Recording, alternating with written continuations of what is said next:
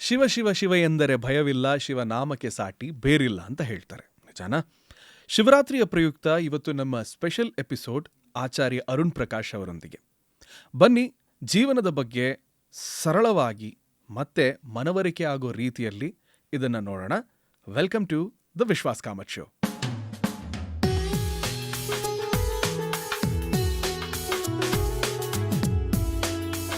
ನಮಸ್ಕಾರ and thank you for coming to the show. ನಿಮಗೂ ಧನ್ಯವಾದ. ಈಗ ತುಂಬ ಕ್ವೆಶ್ಚನ್ಸ್ ಇದೆ, ಆಯಿತಾ? ಅಂದರೆ ಮನಸ್ಸಲ್ಲಿ ಹಲವಾರು ಗೊಂದಲಗಳಿದೆ. ನಾನು ಎಲ್ಲಿಂದ ಸ್ಟಾರ್ಟ್ ಮಾಡಬೇಕಂತ frankly I don't know, because such a learned person, vast experience ಇರುವಂಥವ್ರು ನೀವು. Will keep it very simple. ಆಯ್ತು. The starting of the universe, ನಾನು ಎಲ್ಲೋ ಓದಿದ್ದು ಕೇಳ್ಪಟ್ಟಿದ್ದು ಅಂತ ಹೇಳಿದ ತಕ್ಷಣ Om, that word has that power ಅಂತ ಹೇಳ್ತಾರೆ. ಸರಿ. ಈ ಓಮ್ನ ಸುತ್ತ ಇರುವಂಥದ್ದು, does that have that much power? ಅಂದರೆ ಈ ಓಮ್ ಅಂತ ಹೇಳಿದಾಗ ಒಂದು ಮಂತ್ರಕ್ಕೆ ಅಥವಾ ಓಮ್ ಅಂತ ಹೇಳಿದಾಗ does it resonate with the mind, body, soul, ಅಥವಾ ಯಾವುದಾದ್ರೂ ತತ್ವಕ್ಕೆ ಅದೇನಾದರೂ ಸಂಬಂಧಪಟ್ಟಿದೆಯಾ? ಈಗ ತುಂಬ ಯಾವುದು ಶ್ರೇಷ್ಠ ಮತ್ತು ಪವಿತ್ರ ಅನ್ನೋದಕ್ಕಿಂತ ನನ್ನ ಯಾವುದೂ ಕೆಟ್ಟದಲ್ಲ, ಯಾವುದೂ ಒಳ್ಳೆಯದಲ್ಲ. ಮತ್ತು ನನ್ನ ಲೈಫಿನ ಪರ್ಪಸ್ ಏನು ಅನ್ನೋದ್ರ ಮೇಲೆ ಅದು ನಂಗೆ ಒಳ್ಳೇದ ಕೆಟ್ಟದ ಅಂತ ನನಗೆ ಅದು ನಿರ್ಧಾರ ಆಗ್ತದೆ. ಓಕೆ. ಈಗ ಎಲ್ರಿಗೂ ಓಂಕಾರ ಹೇಳಬೇಕು ಅಂತ. ಏನು ಪರ್ಪಸ್ ಓಂಕಾರ ಹೇಳಿದ್ರು? ಮೈಂಡ್ ಕಾಮ್ ಆಗೋದಾ? ಅಲ್ವಾ? ಅದೇ ತಾನೆ, ಸ್ಟ್ರೆಸ್ ಕಡಿಮೆ ಆಗುತ್ತೆ, ಆಂಗ್ಸೈಟಿ ಕಡಿಮೆ ಆಗುತ್ತೆ ಅಂತ. ನನ್ನನ್ನು ಕೇಳಿದರೆ ಆಂಗ್ಸೈಟಿ, ಸ್ಟ್ರೆಸ್ ಕಡಿಮೆ ಆಗೋಕ್ಕೆ ಸುಮ್ಮನೆ ಕೂತ್ಕೊಳ್ಳಿ. ನೀವು ಒಂದು ಕಡೆ ಕೂತ್ಕೊಂಡು ಅ ಆ ಇ ಈ ಅ ಆ ಇ ಈ ಅ ಆ ಇ ಈ ಅ ಆ ಇ ಈ ಅ ಆ ಇ ಈ ಅಂತ 15 ನಿಮಿಷ ಹೇಳಿ, ಮೈಂಡ್ ಕಾಮ್ ಆಗುತ್ತೆ. ಓಕೆ. ಅಂದರೆ ನಿಮ್ಮ ಪರ್ಪಸ್ಸು ಕೇವಲ ಮನಸ್ಸು ಕಾಮ್ ಆಗೋದು ಅಷ್ಟೇ ಅಂತ. ಆದರೆ ಇದು ಯಾವ ಥರ ಅಂದರೆ ಏರೋಪ್ಲೈನ್ನ ಮನೆ ಪಕ್ಕ ತರಕಾರಿ ತರೋಕ್ಕೆ ಎತ್ಕೊಂಡು ಹೋಗೋ ಥರ. ಯಾಕೆಂದರೆ ಓಮಿನ ಪರ್ಪಸ್ಸು ತುಂಬ ವಿಶಾಲವಾದದ್ದು. ಅಂದರೆ ಮಂತ್ರವನ್ನು ಈ ಮಟ್ಟಕ್ಕೆ ತರೋದು ಬೇಕಾಗಿಲ್ಲ ಅಂತ. ಅಂದರೆ ಇಡೀ ಜಗತ್ತಿನ ರಹಸ್ಯಗಳೇನಿದೆ, ವೇದದ ರಹಸ್ಯ ಏನಿದೆ, ಅದೆಲ್ಲವೂ ಅಡಗಿರೋದು ಓಂಕಾರದಲ್ಲಿ.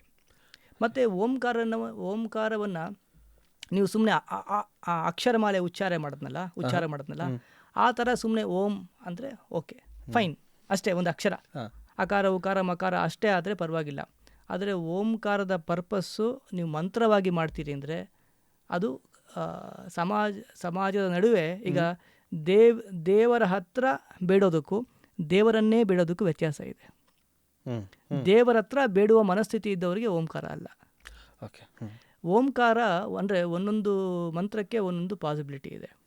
ಸಾಮಾನ್ಯವಾಗಿ ಓಂಕಾರ, ನಾವು ಈಗ ಸಂಬಂಧ ಚೆನ್ನಾಗಿರಬೇಕು, ಗಂಡ ಹೆಂಡತಿದು ಅಂದರೆ ಏನು ಬೇಕು? ಮುಖ್ಯವಾಗಿ ವ್ಯಾಮೋಹ ಬೇಕು, ಅಟ್ಯಾಚ್ಮೆಂಟ್ ಬೇಕು. ಕರೆಕ್ಟ್. ಭಾವನೆ, ಅಟ್ಯಾಚ್ಮೆಂಟ್ ಹೋದರೆ ಒಟ್ಟಿಗೆ ಬದುಕಲಿಕ್ಕಾಗತ್ತಾ ನಿಮಗೆ? ಇಲ್ಲ. ದುಡಿಬೇಕು ಅಂತ ಆಸೆ ಬೇಕು, ಇಲ್ಲ ಕೆಲಸ ಮಾಡೋಕ್ಕಾಗತ್ತೆ, ಕೆಲಸ ಮಾಡೋ ಜಾಗದಲ್ಲಿ ಅದು ಬೇಕು. ಆ ವ್ಯಾಮೋಹ ಬೇಕು, ಅಟ್ಯಾಚ್ಮೆಂಟ್ ಬೇಕು ಅನ್ನುವ ಭಾವನೆ ಬೇಕು. ಕಾಮ ಇಲ್ಲದೆ ಬದುಕಿಲ್ಲ, ಸೃಷ್ಟಿಯಾಗೋದಿಲ್ಲ ಅಲ್ವಾ? ಕಾಮ ತುಂಬ ಮುಖ್ಯ. ಹಾಗಿರಬೇಕಾದ್ರೆ ಇದು ಈ ವ್ಯಾಮೋಹವನ್ನು ಕತ್ತರಿಸುವಂತಹ ಒಂದು ಅನುಷ್ಠಾನ.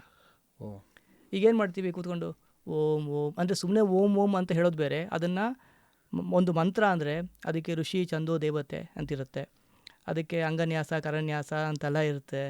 ಆಮೇಲೆ ಅದಕ್ಕೆ ಮುಂಚೆ ನಾವು ಆಚಮನೆ ಮಾಡಬೇಕು, ಆಸನ ಶುದ್ಧಿ ಅಂತಿರುತ್ತೆ, ಭೂತೋಚ್ಚಾಟನೆ ಅಂತೆಲ್ಲ ಮಾಡ್ತೀವಿ. ಆಮೇಲೆ ನಮ್ಮ ಒಳಗಡೆ ಶುದ್ಧೀಕರಣದ ಪ್ರೋಸೆಸ್ ಎಲ್ಲ ಇದೆ. ಇದೆಲ್ಲ ಮಾಡಿದ್ಮೇಲೆ ಪ್ರತಿ ಮಂತ್ರಕ್ಕೆ ಒಂದು ಧ್ಯೇಯ ಸ್ವರೂಪ ಅಂತ ಇರುತ್ತದೆ. ಇದು ತುಂಬ ಕಾಂಪ್ಲೆಕ್ಸ್ ಪ್ರೋಸೆಸ್ಸು. ಮಂತ್ರ ಅನ್ನೋದು ಸುಮ್ಮನೆ ಫಿಲಮ್ ಹಾಡೋ ಥರ ಯೂಟ್ಯೂಬಲ್ಲಿ ಕೇಳೋದಲ್ಲ. ಮಂತ್ರ ಅನುಷ್ಠಾನ ಅನ್ನೋದು ಅದಕ್ಕೆ ಉಪದೇಶ ಬೇಕು ಅಲ್ಲ ಇದೆ. ಆ ಉಪದೇಶವನ್ನು ನಾವು ಓಂಕಾರವನ್ನು ತೆಗೆದುಕೊಳ್ತೀವಿ ಅಂತಾದರೆ ಅದರ ಲಾಭದ ಪಾಸಿಬಿಲಿಟೀಸ್ಗೆ ನೀವು ರೆಡಿಯಾಗಿದ್ದೀರಾ ಅನ್ನೋದು ಯೋಚನೆ ಮಾಡಬೇಕು. ಯಾಕೆಂದರೆ ಸಂಸಾರದಲ್ಲಿ ಒಪ್ಪಿಕೊಂಡಿರುವ ನಾವು, ಸಂಸಾರಕ್ಕೆ ಬೇಕಾಗಿರೋದೇ ವ್ಯಾಮೋಹ, ಅಂಟುವಿಕೆ, ಆ ಪ್ರೀತಿ, ಸಾಮರಸ್ಯ. Because without that I think life is impossible ಅಲ್ವಾ? ಓಂಕಾರ ಅದನ್ನು ಕಟ್ಟು ಮಾಡ್ತದೆ. ಓಂಕಾರ ಅಜ್ಞಾನವನ್ನು ಕಟ್ಟು ಮಾಡ್ತದೆ. ಈ ವ್ಯಾಮೋಹ ಅಜ್ಞಾನವೇ ಅಲ್ವಾ? ನಿಜ. ಈಗ ನನ್ನ ದೇಹ ಒಂದು ದಿವಸ ಪಕ್ಕ ಇದ್ದವರಿಗೆ ಟಾಟಾ ಬಾಯ್ ಹೇಳಲಿಕ್ಕೆ ಆಗದೆ ಹೋಗ್ಬಿಡ್ತೀವಿ. ಇನ್ನು ದೇಹಕ್ಕೆ ಅಂಟಿಕೊಂಡ ದೇಹವೇ ನಮ್ಮದಲ್ಲ, ದೇಹಕ್ಕೆ ಅಂಟಿಕೊಂಡ ಸಂಬಂಧ ಏನು? ಹೀಗೆಲ್ಲ ಭಾವನೆ ಬರ್ಲಿಕ್ಕೆ ಸಾಧ್ಯ, ಗಂಡ ಹೆಂಡತಿ ಬದುಕಲಿಕ್ಕೆ ಸಾಧ್ಯ ಇದೆಯಾ? ಇಲ್ಲ. ಈ ಭಾವನೆಯನ್ನು ಓಂ. ಓಂಕಾರ ವೈರಾಗ್ಯವನ್ನು ತರಿಸ್ತದೆ ಒಂದು. ಹ್ಮ್. ಎರಡನೇದು ಏನಾಗುತ್ತೆ, ಓಂಕಾರವನ್ನು ನೀವು ಅನುಷ್ಠಾನ ಮಾಡಬೇಕಾದ್ರೆ ಅದಕ್ಕೆ ಸಿದ್ಧರಾಗಿರಬೇಕು, ಎಲ್ಲವನ್ನು ಬಿಡಲಿಕ್ಕೆ ಸಿದ್ಧರಾಗಿರಬೇಕು. ಅದು ಬಿಡಿಸ್ತದೆ. ಅದೇನಾಗುತ್ತೆ, ನಾವು ಬಯಸೋದೊಂದು, ಮಾಡೋ ಪ್ರಾಕ್ಟೀಸ್ ಒಂದು, ನಮ್ಮಲ್ಲೇ ಕಾನ್ಫ್ಲಿಕ್ಟ್ ಆಗೋಕ್ಕೆ ಸ್ಟಾರ್ಟ್ ಆಗುತ್ತೆ. ಆದ್ದರಿಂದ ಓಂಕಾರವನ್ನು ಯತಿಗಳಿಗೆ, ಯಾರು ಈ ವ್ಯಾಮೋಹವನ್ನು ಕತ್ತರಿಸಿಕೊಂಡು ಆ ಮುಖವಾಗಿ ಬದುಕಬೇಕು ಅಂತ ಬಯಸ್ತಾರೆ, ಅವರಿಗೆ ವಿಹಿತವಾದದ್ದು. ಓಕೆ, ಗೊತ್ತಾಯ್ತು. ಓಂಕಾರ ಇರೋದು ಅದರ ಪರ್ಪಸ್ ಅದು. ಅದು ಬಿಟ್ಟಿನ 10 ಹಲವು ವಿಷಯ ಇದೆ, ಮುಂದಿನ ದಿವಸ ನಾವು ಮಾತಾಡ್ತಾ ಹೋಗೋಣ. ಹೀಗೆ ಓಂಕಾರ ಬೇಸಿಕಲಿ ಇರೋದು ಯಾರು ಈ ಅಜ್ಞಾನವನ್ನು ತೊಡೆದುಕೊಂಡು ಸತ್ಯವನ್ನು ನೋಡುವ ಪಕ್ವತೆ ಬೇಕು ಅಂತ ಬಯಸ್ತೀರಿ, ಎಲ್ಲವನ್ನು ಕಳ್ಕೊಳ್ಳಿಕ್ಕೆ ಸಿದ್ಧರಾಗಿದ್ದೀರಿ, ಲೌಕಿಕವಾದದ್ದನ್ನು, ಅವರು ಓಂಕಾರವನ್ನು ಮಾಡ್ಬೋದು. ಅದು ಮತ್ತು ಅದು ಏಜಿಂಗ್ ಪ್ರೋಸೆಸ್ನು ಕೂಡ ಆಕ್ಸಲರೇಟ್ ಮಾಡುತ್ತೆ, ನಾಶ ಮಾಡುತ್ತೆ. ಈಗ ಸತ್ಯ ನೋಡಬೇಕು ಅಂತ ಎಲ್ರಿಗೂ ಮನಸ್ಸಿದೆ, ಆದರೂ ನೋಡುವ ಮನಸ್ಥಿತಿ ನಮಗೆ ಪಕ್ವತೆ ಇದೆಯಾ ಅಂತ ಯೋಚನೆ ಮಾಡಬೇಕು. ಉದಾಹರಣೆಗೆ ಈಗ ನನ್ನನ್ನು ನೀವು ನೋಡ್ತಾ ಇದ್ದೀರಿ, ನಾನು ಚೆಂದ ಕಾಣ್ತಾ ಇದ್ದೀನಿ ನಿಮಗೆ, ಯಾಕೆ ಸ್ಕಿನ್ ಕವರ್ ಆಗಿದೆ. ನಿಜವಾದ ಸತ್ಯ ಸ್ಕಿನ್ ಒಳಗಡೆ ಎಲ್ಲ ಕಂಡ್ರೆ ನಿಮ್ಗೆ ನೋಡ್ಲಿಕ್ಕಾಗುತ್ತೆ ನನ್ನನ್ನು? ಒಂದು ಒಳ್ಳೆ ನಿಮ್ಮ ಪ್ರಿಯತಮೆಯನ್ನು ಅಥವಾ ಪ್ರಿಯಕರನ್ನು, ಒಂದು ನಿಮ್ಗೆ ಇಷ್ಟ ಆಗಿರೋ ನಾಯಿ ಮರಿನೆಲ್ಲ ನೀವು ಸತ್ಯ ನೋಡಬೇಕು ಅಂತಾಗ ಅವರು ಸ್ಕಿನ್ ಮಾತ್ರ ಕಂಡ್ರೆ ಓಕೆ, ಸ್ಕಿನ್ನಲ್ಲಿ ಹಲವಾರು ಮೈಕ್ರೋ ಆರ್ಗನಿಸಮ್ ಇದೆ, ಅದೆಲ್ಲ ಕಾಣ್ಲಿಕ್ಕೆ ಸ್ಟಾರ್ಟ್ ಆದರೆ ಅರಗಿಸ್ಕೊಳ್ಳೋಕೆ ಸಾಧ್ಯ ಇದೆಯಾ? ಖಂಡಿತ ಇಲ್ಲ. ಮನುಷ್ಯನಿಗೆ ಸತ್ಯ ನೋಡಬೇಕು ಅಂತ ಭಾವನೆ ಇದೆ, ಅದು ಅರಗಿಸಿಕೊಳ್ಳುವ ಶಕ್ತಿ ಇದೆಯಾ ನನಗೆ ಅಂತ. ಈ ಓಂಕಾರ ಏನು ಮಾಡ್ತದೆ ಅಂದರೆ, ಇಂತಹ ನಾನು ಯಾವುದಲ್ಲವೋ ಅದನ್ನೆಲ್ಲ ನನ್ನಿಂದ ದೂರ ಮಾಡ್ಲಿಕ್ಕೆ ಸ್ಟಾರ್ಟ್ ಮಾಡ್ತದೆ. ಅದಕ್ಕೆ ಇದನ್ನು ಓಂಕಾರವನ್ನು ಯತಿಗಳಿಗೆ, ಸನ್ಯಾಸಿಗಳಿಗೆ, ಅಂಥವರಿಗೆ, ಗೃಹಸ್ಥರೂ ಕೂಡ, ಒಂದು ಯಾರು ಅನುಷ್ಠಾನ ಮಾಡಿಕೊಂಡಿರುವ ಸಾಧಕರೂ ಕೂಡ ಒಂದು ಲಿಮಿಟ್ಗಿಂತ ಜಾಸ್ತಿ ಪ್ರಣವ ಮಂತ್ರವನ್ನು ಮಾಡಬಾರ್ದು ಅಂತ ವಿಧಿ ಇದೆ. ಈಗ V are talking about conflict ಅಂತ ಅಂದರೆ, ಇಟ್ ಮೈಟ್ ಲುಕ್ ಏನು ಇವ್ನ ಪ್ರಶ್ನೆ ಕೇಳ್ತಾನೆ ಈ ರೀತಿಯಾಗಿ ಅಲ್ಲ. ಕಾನ್ಫ್ಲಿಕ್ಟ್ ಅಂತ ಹೇಳಿದ್ರೆ ಸರ್ವೇ ಸಾಮಾನ್ಯವಾಗಿ ಜನರು ದೇವಸ್ಥಾನಕ್ಕೆಲ್ಲ ಹೋಗ್ತಿರ್ತಾರೆ. ನಾವು ಇವಾಗ ಸೋಮವಾರಕ್ಕೊಂದು ದೇವರು, ಮಂಗಳವಾರಕ್ಕಿನ್ನೊಂದು ದೇವರು, ಈ ರೀತಿಯಾಗಿ ಹಲವಾರು ದೇವರುಗಳಿದ್ದಾರೆ as per the week day. ಈಗ ಒಂದು ಸ್ಟ್ರೈಟ್ ಕ್ವೆಶನ್, ವಿಷ್ಣುನ ಶಿವನ, ಇದು ನಾನು ಹಲವಾರು ಚಲನಚಿತ್ರಗಳಲ್ಲಿ ನೋಡಿ ಇನ್ಫ್ಲುಯೆನ್ಸ್ ಆಗಿ ಒಂದು ನೋಡಿದವನು. ನನ್ನ ಒಂದು ಪರ್ಸ್ನಲ್ ಒಪಿನಿಯನ್ ಆ್ಯಂಡ್ ನನ್ನ ಒಂದು ಪರ್ಸ್ನಲ್ ಎಕ್ಸ್ಪೀರಿಯನ್ಸ್ನು ನಾನು ನಿಮ್ಮ ಜೊತೆ ಆಫ್ಲೈನ್ ಶೇರ್ ಮಾಡಿದ್ದೆ. ಅಂದರೆ ನಮ್ಮ ಒಂದು ರಿಲಿಜನ್ ಅಥವಾ ಇದರ ಪ್ರಕಾರ, ಅಥವಾ ನನಗೆ ವೆಂಕಟರಮಣ ಇದಾಗಬೇಕು ಅಂತ, ಬಟ್ ನನ್ನ ಮನಸ್ಸಿನಲ್ಲಿ ಇಲ್ಲ, I have A tattoo of Shiva. ಆಯಿತಾ, ಶಿವ ಅಂತ ಹೇಳಿದ ತಕ್ಷಣ ನನಗೆ ಎಲ್ಲದೊಂದು ಕಣ್ಣೀರು ಬರುತ್ತೆ, ಒಂದು ಎಲ್ಲೋ ಒಂದು ಕಡೆ ಆಪ್ತತೆ ಇರುತ್ತೆ. ಈ ಕಾನ್ಫ್ಲಿಕ್ಟನ್ನು ಹೇಗೆ ಹ್ಯಾಂಡಲ್ ಮಾಡೋದು, ಯಾರು ಶ್ರೇಷ್ಠರು ಇದರಲ್ಲಿ? ಇದು ಇನ್ನೂ ನಮ್ಮನ್ನ ಕೇಳ್ತಾರೆ. ಈಗ ನಾವು ಮಂತ್ರೋಪದೇಶ ಎಲ್ಲ ಕೊಡಬೇಕಾದ್ರೆ ಜನ, ನಾನು ವಿಷ್ಣು ಪೂಜೆ ಮಾಡಿದರೆ ಶಿವನಿಗೆ ಸಿಟ್ಟು ಬರ್ತದಾ? ಶಿವಂದು ಮಾಡಿ ವಿಷ್ಣು ಮಾಡಿದರೆ ಯಾರಿಗೆ ಬೇಜಾರಾಗ್ತದೆ? ಒಬ್ಬರನ್ನ ಇಟ್ಕೊಂಡು ಇನ್ನೊಬ್ಬರನ್ನ ಪೂಜೆ ಮಾಡಬಾರ್ದಾ? ಹೀಗೆಲ್ಲ ಇದೆ. ಇಲ್ಲಿ 2 ವಿಷಯ ಅರ್ಥ ಮಾಡಿಕೊಳ್ಬೇಕು. ಈಗ ನನಗೆ ನಿಮಗೆ ಹೆಸರಿದೆ, ಯಾಕೆ? ಹುಟ್ಟಿಸಿದವರೊಬ್ರು ಇದ್ದಾರೆ. ಹೌದು. ಅವ್ನು ಹುಟ್ಟಿಸಿದವ್ರು ಯಾರಿದ್ದಾರೆ? ಯಾವಾಗಲೂ ಅವ್ನಿಗೆ ಹೆಸರಿಡೋಕೆ ಯಾರು? ನಾವು ಇಟ್ಟಿದ್ದ ಹೆಸರೇ. ಸೊ ಭಗವಂತನಿಗೆ ನಾಮಪದ ಇಲ್ಲ. ಉದಾಹರಣೆಗೆ ನೀವು ಶಿವ ವಿಷ್ಣು ಅಂತ ಹೇಳಿದ್ರಿಂದ ಆ 2 ಪದವನ್ನು ತೆಗೆದುಕೊಳ್ತೇನೆ. ತುಂಬ ಜನ ಅದನ್ನು ಫೆಮಿಲಿಯರ್ ಆಗಿ ಎಲ್ಲರೂ ಪ್ರಾಕ್ಟೀಸ್ ಮಾಡ್ತಾ ಇದ್ದಾರೆ. ಶಿವ ಅಂದರೆ ಏನರ್ಥ? ಶುಭ ಅಂತ ಅರ್ಥ. ಶಿವ ಅಂದರೆ ಶುಭ, ಒಳ್ಳೆಯದು. ಓಕೆ. ಸ್ವಸ್ಯ ಶಿವಂ ಭದ್ರಂ ಕಲ್ಯಾಣಂ ಮಂಗಲಂ ಶುಭಂ ಅಂತ ಅಮರಕೋಶ ಹೇಳುತ್ತೆ. ಅಂದರೆ ಮಂಗಳಕರ ಅಂತ. ಈಗ ವಿಷ್ಣುವನ್ನು ಭಗವಂತ ಅಂತ ಒಪ್ಪೋರು ವಿಷ್ಣು ಮಂಗಳಕರ ಅಂತ ಒಪ್ಪುದಿಲ್ವಾ? ಅಲ್ವಾ? ಅದೇ ತದೇವ ಲಗ್ನಂ ಸುದಿನಂ ತದೇವ ತಾರಾಬಲಂ ಚಂದ್ರಬಲಂ ತದೇವ ಅಂತ ಹೇಳ್ತಾರೆ. ಆ ಭಗವಂತ ವಿಷ್ಣುವಿನ ಸ್ಮರಣೆ ಮಾಡಿದ್ದು ಕೆಲಸ ಮಾಡಿದರೆ ಎಲ್ಲ ಸಮಯವೂ ಒಳ್ಳೆಯ ಸಮಯ ಅಂತ. ನೀವು ನೋಡಬೇಕಾಗಿಲ್ಲ, ತಿಥಿ ವಾರ ನಕ್ಷತ್ರ ಏನು ನೋಡಬೇಕಾಗಿಲ್ಲ, ಭಗವಂತನ ಪ್ರೀತಿಗಾಗಿ ಕೆಲಸ ಮಾಡೋದು ಅಂತ ವೈಷ್ಣವರು ಒಪ್ತೀವಿ. ವಿಷ್ಣು ಅಂದರೆ ಏನು? ಅಂತರ್ಬಹಿಶ್ಚ ತತ್ಸರ್ವಂ ವ್ಯಾಪ್ಯ ನಾರಾಯಣ ಸ್ಥಿತಃ ಅಂತ. ಅಂದರೆ ಎಲ್ಲದರ ಒಳಗೂ ಇದ್ದಾನೆ, ಎಲ್ಲ ಕಡೆ ವ್ಯಾಪಿಸಿದ್ದಾನೆ ಅಂತ ಅರ್ಥ. ವಿಷ್ಣು ಅಂದರೆ ಎಲ್ಲದರ ಒಳಗೂ ಇರುವ ಶಕ್ತಿ, ಸೂಕ್ಷ್ಮಾತಿ ಸೂಕ್ಷ್ಮವಾದ ಜೀವಜಂತುಗಳ ಒಳಗೂ ಇದ್ದುಕೊಂಡು ಅದಕ್ಕೆ ಶಕ್ತಿಯನ್ನು ಕೊಡುವ ಶಕ್ತಿ, ಮತ್ತು ಎಲ್ಲ ಕಡೆ ವ್ಯಾಪಿಸಿದ್ದಾನೆ ಅಂತ. ನೀವು ಶಿವನ ಸರ್ವೋತ್ತಮ ದೇವರು ಅಂತ ಒಪ್ಪೋರು ಶಿವ ವಿಷ್ಣು ಅಲ್ಲ ಅಂತ ಹೇಳಲಿಕ್ಕಾಗ್ತದ? ಯಾಕೆಂದರೆ ಶಿವನ್ನ ನೀವು ಸರ್ವೋತ್ತಮ ಅಂತ ಒಪ್ಪೋರು ಕೂಡ ಶಿವ ಎಲ್ಲ ಕಡೆ ಇದ್ದಾನೆ ಅಂತ ಒಪ್ತೀವಿ. ಇದು ನಾಮಪದ ಅಂತ ಅಂದರೆ ಗಲಾಟೆ. ಜಗತ್ತಿನಲ್ಲಿ ಅವನ ಹೆಸರನ್ನು ಹೇಳದ ಯಾವ ಪದವೂ ಇಲ್ಲ. ಏನು ಕರೀರಿ, ವಿಷ್ಣು ಅಂತ ಕರೀರಿ, ಶಿವ ಅಂತ ಕರೀರಿ, ಎಲ್ಲವೂ ಒಂದೇ ತತ್ವವನ್ನೇ ಹೇಳುವಂಥದ್ದು. ಅದನ್ನೇ ಈಗ ಶಿವೋಹಂ ಅಂತ ತಕ್ಷಣ ನಾನು ಶಿವ ಅಂತಲ್ಲ, ನಾನು ಪವಿತ್ರ ಅಂತ ಅರ್ಥ. ನಾನು ದೇಹವಲ್ಲ, ನಾನು ಮನಸ್ಸಲ್ಲ, ನನಗೆ ಪುಣ್ಯವಿಲ್ಲ, ಪಾಪವಿಲ್ಲ, ಯಾವುದೂ ಅಲ್ಲ. ನಾನು ಪವಿತ್ರವಾದ ಆನಂದ ಜ್ಞಾನ ದೇಹ, ಆತ್ಮ. ನಾನು ಪವಿತ್ರ ಅಂತ ಅರ್ಥ, ಪಾರ್ವತಿಯ ಗಂಡ ಅಂತಲ್ಲ. Okay, so it is between Vishnu and Shiva ನಾವು ನೋಡಿದಾಗ there nothing like a conflict. ಅಂದರೆ ಇಬ್ಬರೂ ಶ್ರೇಷ್ಠರೇ, ಅಥವಾ ನಾನು ಯಾರಿಗೆ ಪೂಜೆ ಮಾಡ್ತೀನಿ ಅವರಿಗೆ ಬೇಜಾರಾಗುತ್ತೆ, ಆ ಥರ ಏನು? ಅಂದರೆ ಇಲ್ಲಿ ಜಗತ್ತಲ್ಲಿರುವ ಒಂದು ಶಕ್ತಿ, ಒಂದೇ ಸತ್ಯವನ್ನು ಹಲವು ಸಾಧಕರು ಹಲವು ರೀತಿ ಕಂಡುಕೊಂಡರು. ಅವರು ಕಂಡುಕೊಂಡ ರೀತಿಯನ್ನು ಅವರು ದಾಖಲು ಮಾಡಿ ಕೊಟ್ಟು ಹೋಗಿದ್ದಾರೆ. ಕರೆಕ್ಟ್. ಒಬ್ಬರು ಅನುಷ್ಠಾನ ಮಾಡ್ತಾ ಸಮಾಧಿ ಅವಸ್ಥೆಗಿಂತ ಮೇಲೆ ಹೋದಾಗ ಅವನು ಶಿವನಾಗಿ ಕಂಡ, ಪವಿತ್ರನಾಗಿ ಕಂಡ, ಒಬ್ಬನಿಗೆ ಎಲ್ಲ ಕಡೆ ವ್ಯಾಪಿಸಿರುವಂತೆ ಕಂಡ. ಅದಕ್ಕೆ ವಿಷ್ಣು ಸಹಸ್ರನಾಮ ಹೇಳ್ತೀವಲ್ಲ, ಅದೇ ತತ್ವವನ್ನು ಕೆಲವರು ದೇವಿ ಅಂತ ಕರೀತಾರೆ. ಜಗತ್ತ ಸೃಷ್ಟಿ ಮಾಡಿದವಳು ಅಂತ. ಸುಬ್ರಹ್ಮಣ್ಯ, ಗಣಪತಿ, ಸೂರ್ಯನಿಗೆ ಸಂಬಂಧಪಟ್ಟ ಉಪಾಸನೆಗಳು ಎಲ್ಲವೂ ನೀವು ದೊಡ್ಡ ಶಕ್ತಿ ಅಂತ ಒಪ್ಪೋದು ಅದು ಒಂದೇ. ಅದನ್ನು ಯಾವ ಹೆಸರು ಇಂದ ಕರೆದ್ರೂ ಕೂಡ ಅದು ಒಂದೇ ಶಕ್ತಿಯನ್ನೇ ಬೇರೆ ಬೇರೆ ಹೆಸರಿಂದ ನಾವು ಕರಿತೀವಿ, ಕಂಡುಕೊಂಡಿದ್ದು ಬೇರೆ ಬೇರೆ ಹೆಸರಿಂದ. ಆದರೆ ಇಲ್ಲಿ ಪ್ರಶ್ನೆ ನನಗೆ ಈ ಥರ ರೀಫ್ರೇಮ್ ಮಾಡೋಣ. ಈಗ ವೈಷ್ಣವರು ಅಂತ ಕೆಲವು ಅನುಷ್ಠಾನಗಳಿವೆ ವೈಷ್ಣವರಿಗೆ. ಈಗ ಈಗ ಈಗ ಈಗ ನಾವು ಗೋಪಿಚಂದ ಇಡ್ತೀವಿ, ತುಳಸಿ ಮಾಲೆ ಹಾಕೊಳ್ತೀವಿ ಅಲ್ವಾ, ನಾರಾಯಣ ನಾಮಸ್ಮರಣೆ ಮಾಡ್ತೀವಿ. ಶೈವರು ಅಂತ ಅವರು ಭಸ್ಮಧಾರಣೆ ಮಾಡ್ತೀವಿ ಅಲ್ವಾ, ಭಸ್ಮಧಾರಣೆ ಮಾಡ್ತಾರೆ. ಕೆಲವರು ಲಿಂಗಾಯತರು ಅಂತ ಲಿಂಗವನ್ನು ಧಾರಣೆ ಮಾಡ್ತಾರೆ. ಕೆಲವರು ಚಿತಾಭಸ್ಮವನ್ನು ಧಾರಣೆ ಮಾಡ್ತಾರೆ. ಹೀಗೆಲ್ಲ ಇದೆ, ಹಲವು ಥರದ ಆಚರಣೆಗಳಿದೆ. ಅಲ್ಲಿ ಪ್ರಶ್ನೆ ನಿಮಗೆ ಬರ್ತಾ ಇದೆ ಅಂತ ಅನಿಸ್ತಾ ಇದೆ. ಯಾಕೆ ಶೈವರು ಯಾಕೆ ತುಳಸಿ ಮಾಲೆ ಹಾಕಬಾರ್ದು, ಶಿವನ ಪೂಜೆ ಮಾಡು, ವಿಷ್ಣು ಪೂಜೆ ಮಾಡು, ಈ ಥರ ಪ್ರಶ್ನೆ ಅನ್ಸುತ್ತೆ. ಇಲ್ಲಿ ಏನು ಅಂತ ನಾನು ಹೇಳಿದೆ ನಿಮಗೆ, ಜಗತ್ತಿನಲ್ಲಿ ಇರೋದು ಒಂದು ತತ್ವ. ಅದನ್ನು ಯಾವ ಹೆಸರಿಂದನೂ ಕೂಡ ನೀವು ಕರಿಬೋದು. ಈ ಅಂದರೂ ಅವನೇ. ಅವನ ಹೆಸರನ್ನು ಹೇಳದೆ ಜಗತ್ತಿನಲ್ಲಿ ಯಾವುದೂ ಇಲ್ಲ, ಎಲ್ಲವೂ ಅವನ ಹೆಸರೇ. ಈಗ ನಿಮ್ಮ ಹೆಸರಿದೆ, ನನ್ನ ಹೆಸರಿದೆ, ಕರೆಕ್ಟ್. ನಮ್ಮ ಕ್ವಾಲಿಟಿ ನಮ್ಮ ಹತ್ರ ಇಲ್ಲ, ಆ ಕ್ವಾಲಿಟಿ ಅವನ ಹತ್ರನೇ ಇರೋದು. ಬಿಕಾಸ್ ವಿಷ್ಣು ಪುರಾಣದ ಪ್ರಕಾರ Vishnu is overpowering, he's empowered with everything ಅಂತ ಹೇಳ್ತೀವಿ. ಶಿವ ಪುರಾಣದ ಪ್ರಕಾರ ಶಿವ ಇಸ್ ದ ಗ್ರೇಟೆಸ್ಟ್. ಮಾತಾಡ್ತಾ ನೀವು ಹೇಳಿದ್ರಿ ಶಕ್ತಿ ಇದ್ದಾಳೆ ಅಂತ, ಅಂದರೆ ದೇವಿ ಪುರಾಣದ ಪ್ರಕಾರ ದೇವಿ ಉಪಾಸನೆ, ದೇವಿ ಮಹಾತ್ಮೆ ಮಾಡಿದಾಗ Devi is greatest. So human mind is in a conflict situation. ಅಂದರೆ ಇವತ್ತಿನ ದಿನ ನಮಗೆ ಟಕ್ ಅಂತ ಎಲ್ಲ ಬೇಕು, ಬೇಡಿದ ತಕ್ಷಣ ಕೊಡುವಂಥ ದೇವರು ಬೇಕು. So somewhere I feel that Shiva ಅಂತ ಹೇಳಿದಾಗ ತುಂಬ ಭೋಲೆನಾಥ್ ಅಂತ ನಾವೇನು ಹೇಳ್ತೀವಿ, ಓ ಭೋಲೆ ಹೇ ಅಂತ ನಾವು ಹೇಳ್ತೀವಿ. ಅಂದರೆ ಕೇಳಿದ ತಕ್ಷಣ ಕೊಡುವಂಥ ಒಂದು ಅಷ್ಟೊಂದು ಮನೋಭಾವ ಇರುವ ದೇವರ ಶಿವ ಅಂತ ಕೆಲವೊಂದ್ಸಲ ಅನಿಸ್ಬಿಡುತ್ತೆ. But I think Vishnu is very difficult to please. ಅಲ್ಲ, ಅವನು ಕೇಳುವ ಮನಸ್ಥಿತಿಯನ್ನು ದೂರ ಮಾಡ್ತಾನೆ ವಿಷ್ಣು. ಓಕೆ, ಈಗ ಬೇಡುವ ಮನಸ್ಥಿತಿ ಇದ್ದವನು ಭಿಕ್ಷುಕ.